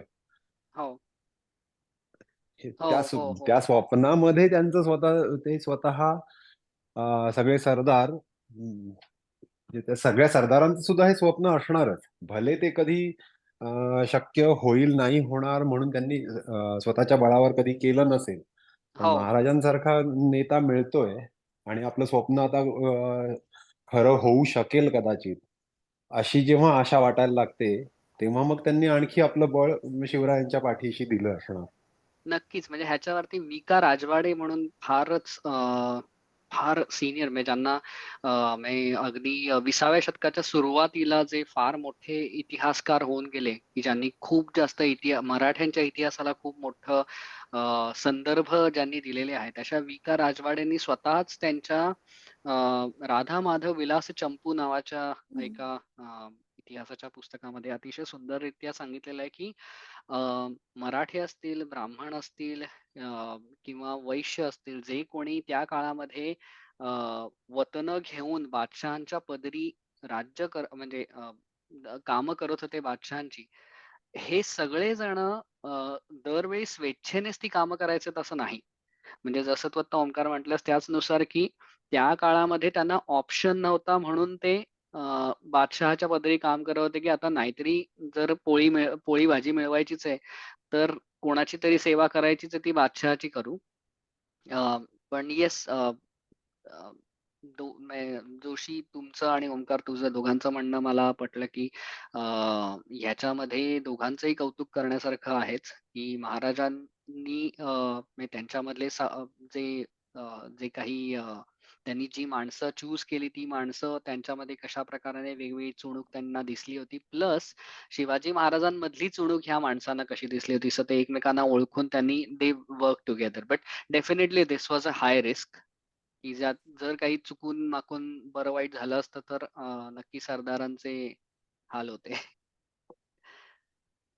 गाढवाचा नांगर जे पूर्वीच्या काळामध्ये आपण दरवेळेला ऐकतो त्याच्यानुसार ती गोष्ट कठीण झाली असती त्यांच्यासाठी.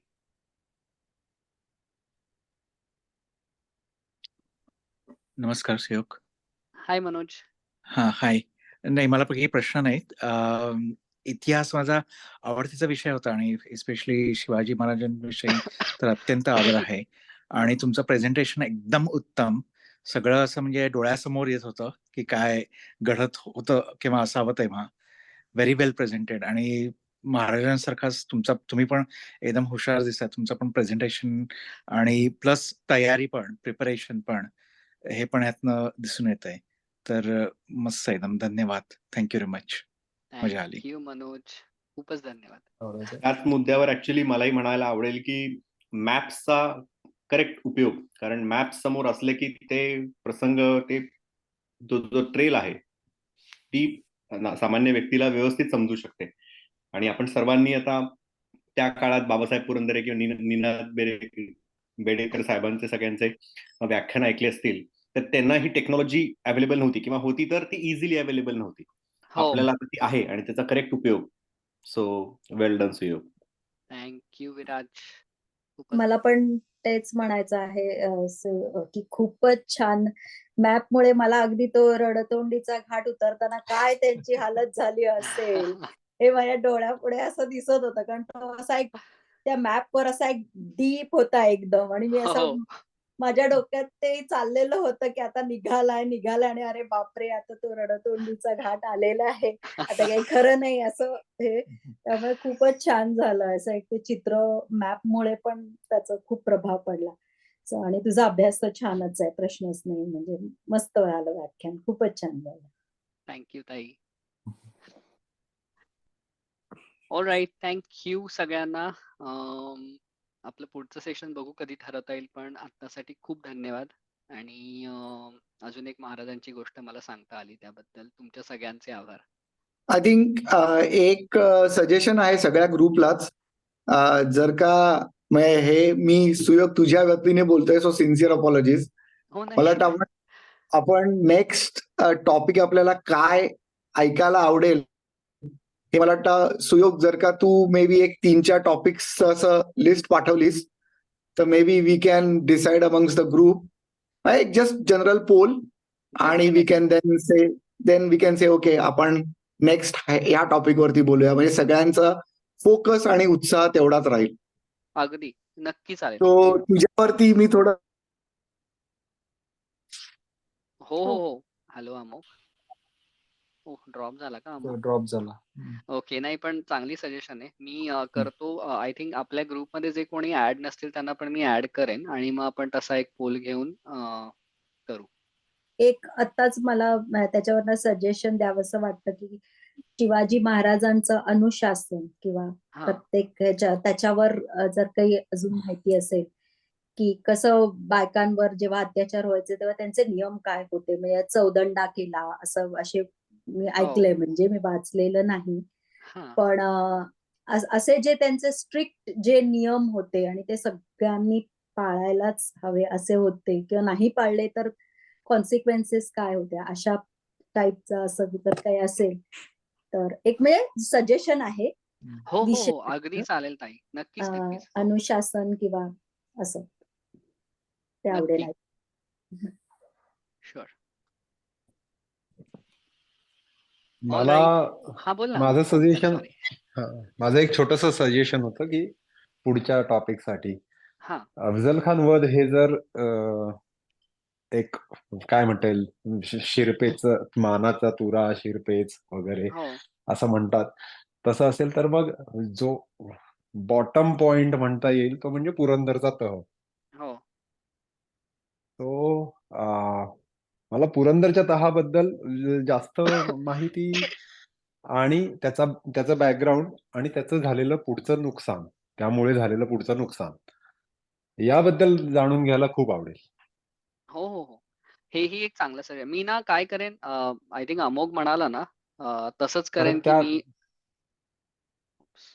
सॉरी हे माझं का होतंय असं एनिवे माझ्याकडनं ठेंगा का दिसतोय हे मला कळत नाहीये बट एनिवे मी त्याच्यामध्ये मी तसंच करेन की मी एक 3-4 हे एक देईन पोल तयार करून पोल डेफिनेटली. तयार करून व्होट करायला सगळ्यांना, जे सगळ्यांना इंटरेस्ट असेल तर नक्कीच. हो, हो, हो. नक्कीच. तसंच हम्म. करेन मी. सो आपला ग्रुप आहेच त्याच्यामध्ये मग आपण तसं पोलिंग करू. थँक्यू. अजून एक सुयोग मला नेहमी असं वाटतं की आपण बरेच वेळ आता आज मे बी MMR चा कार्यक्रम आहे म्हणून हां. कमी उपस्थिती असू शकण्याचं कारण असू शकतं, बट आता जे लोक हे ऐकत आहेत त्यांना प्रॉब्ली थोडंसं बॅकग्राऊंड आहे की त्यावेळी पुरंदर वर काय घडलं किंवा प्रतापगडावर काय घडलं. Shivaji Maharaj as a personality म्हणून थोडीशी आपल्याला इन्फॉर्मेशन आहे बाय सम कादंबरी और पुस्तक किंवा लिटरेचर हो. आपला अभ्यास. बट नेहमी आपण पॉइंट ऑफ व्ह्यू एक असतो. जसं आपण म्हणतो महाभारत आपण जेव्हा ऐकतो वाचतो तर आपण संजयच्या दृष्टीने संजय सांगतो आणि आपण ऐकतोय. हं. पण तेच जर आपण मृत्युंजय बघितलं कर्णाच्या दृष्टीने हां. तर जेव्हा आता हा पुरंदरचा विषय जो झाला तर हां. पुरंदरचा विषय हा Shivaji Maharaj point of view हो. And someone else point of view. आता हा जो आपण आज प्रतापगडाबद्दल ऐकलं is from neutral point of view किंवा हो. Shivaji Maharaj point of view, where what is the Afzal Khan point of view किंवा what is Aurangzeb point of view हां. आग्राची स्वारी. तर हा आपण नॉर्मली आपण कुठलीही पुस्तकं इतिहास वाचतो is from the positive or the protagonist point of view. हो. पण आपण रेअरली आपण ऐकतो की okay what happened from the antagonist point of view हं. आणि त्यांची काय अंडरस्टँडिंग. जसं तू सिवा हा शब्दाबद्दल तू थोडंसं सांगितलं की त्यांना शिवाजी महाराज कसं म्हणायचं त्यांना सिवा म्हटलेलं, तर that is one point of view. तसं हो. मला वाटतं की माझं स्वतःचं त्या अँगलनी अंडरस्टँडिंग कमी आहे. तर तुला जर असे काही तुझं बिकॉज या सब्जेक्टवर जास्त वाचन आहे, तुला त्यांच्या पॉइंट ऑफ व्ह्यूनी जर एखादा व्ह्यू तोच व्ह्यू पण फ्रॉम अ डिफरंट पर्स्पेक्टिव्ह हां. जर मांडता आला तर that would be a unique thing असं नक्की मला एक चालेल. वाटतं. हेही एक चांगली गोष्ट आहे कारण आज आज क्षमा करा पण मला थोडा परत वेळ कमी पडला असं वाटलं पण मी काही इतर साधनांमध्ये सुद्धा अफजल खानाचा वध कसा लिहिलाय. म्हणजे आता आपण ज्याला म्हणतो की शिवभारत आणि सभासद बखर ह्याच्यातनं मी सांगितलं किंवा काही ठिकाणी थोडंसं 91 कलमी बखरीचा किंवा अजून शिवकाव्याचा किंवा अज्ञानदासांच्या पोवाड्याचा एक उल्लेख करून सांगितला. हे सगळेच महाराजांच्या बाजूने लिहिलेले आहेत. ह्याच्याबरोबरच मला तारीख-ए-अलीमध्ये कसं लिहिलंय हे थोडंसं सांगायचं होतं किंवा आलमगीर नामामध्ये म्हणजे औरंगजेबाच्या ह्याच्यामध्ये कसं लिहिलंय हे सांगायचं होतं किंवा अगदीच न्यूट्रल म्हणजे इंग्रज आणि फ्रेंच आणि डच इंग्रज यांच्या पत्रामध्ये सुद्धा हे लिहिलेलं आहे. भले ते सगळं गावगप्पांवरती अवलंबून आहे पण मला ना थोडा वेळ कमी पडला नाही तर मला ते अफजल खान वधाच्या वेगवेगळ्या साधनांमधल्या हकीकती हे ह्याच्यामध्ये पण सांगायचं होतं की कशा प्रकाराने त्यांनी लिहिलेलं आहे. म्हणून ज्याला मी फक्त शेवटच्या FAQs मध्ये थोडासा त्यातला भाग घेतला की सॉरी की कशा प्रकाराने अफजल खान म्हणजे अफजल खानाला फसवून मारलं असं त्या सगळ्या साधनांमध्ये लिहिलेलं आहे आदिलशहाच्या कडच्या. ऑब्व्हियसली आलमगीर नामामध्ये सुद्धा असंच लिहिलेलं आहे की फसवून मारलं. व्हेअरएज फ्रेंच, इंग्लिश, डच कागदपत्र होती. त्यांनी तोपर्यंत शिवाजी महाराजांचा त्यांना कधी म्हणजे गरजच पडली नाही की ह्या माणसाचा आपण हे घ्यावा रेफरन्स घ्यावा. त्याच्यामुळे त्यांनी सगळ्या गावगप्पांवरती आधारित लिहिलेलं आहे की म्हणजे अगदी छोटंसं उदाहरण द्यायचं तर शिवाजी महाराजांची आई आणि बायको ही अफजल खानाकडे विनंती करायला गेली की तू काही नाही तू शपथ घे की तू शिवाजी महाराजांना भेटीमध्ये काही दगाफटका करणार नाहीस आणि असं सांगितल्यानंतर मग अफजल खानाने शपथ घेतली आणि मग तो भेटायला शिवाजी महाराजांना गेला आणि मग शिवाजी महाराजांनी त्याला मारलं. असं इंग्रज, फ्रेंच आणि डच या तिघांच्याही पत्रामध्ये लिहिलेलं आहे की जे पूर्ण गावगप्पांवरती अवलंबून आहे.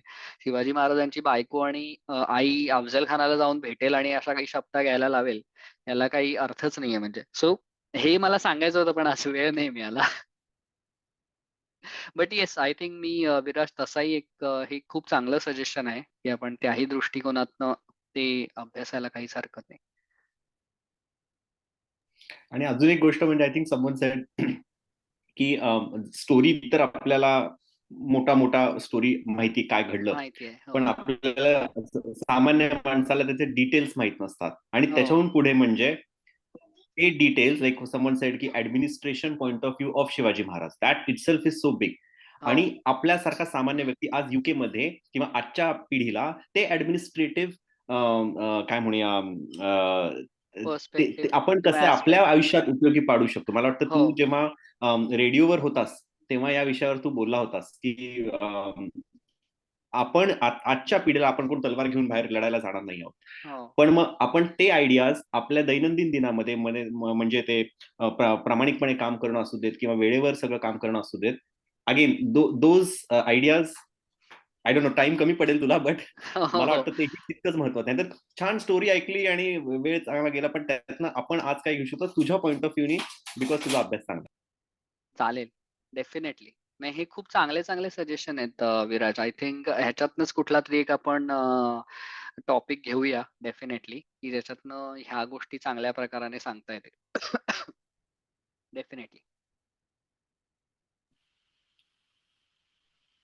All right thank you. एक एक एक सजेशन सुयोग की सॉरी येस शिवाजी महाराजांनी कुठले कुठले गड का घेतले, म्हणजे त्याच्या पाठी घेण्याचे त्यांचे विचार लॉजिक काय होतं, त्या वेळेला ते गड का घेतले, त्याचे कुठले संदर्भ मिळाले तर ते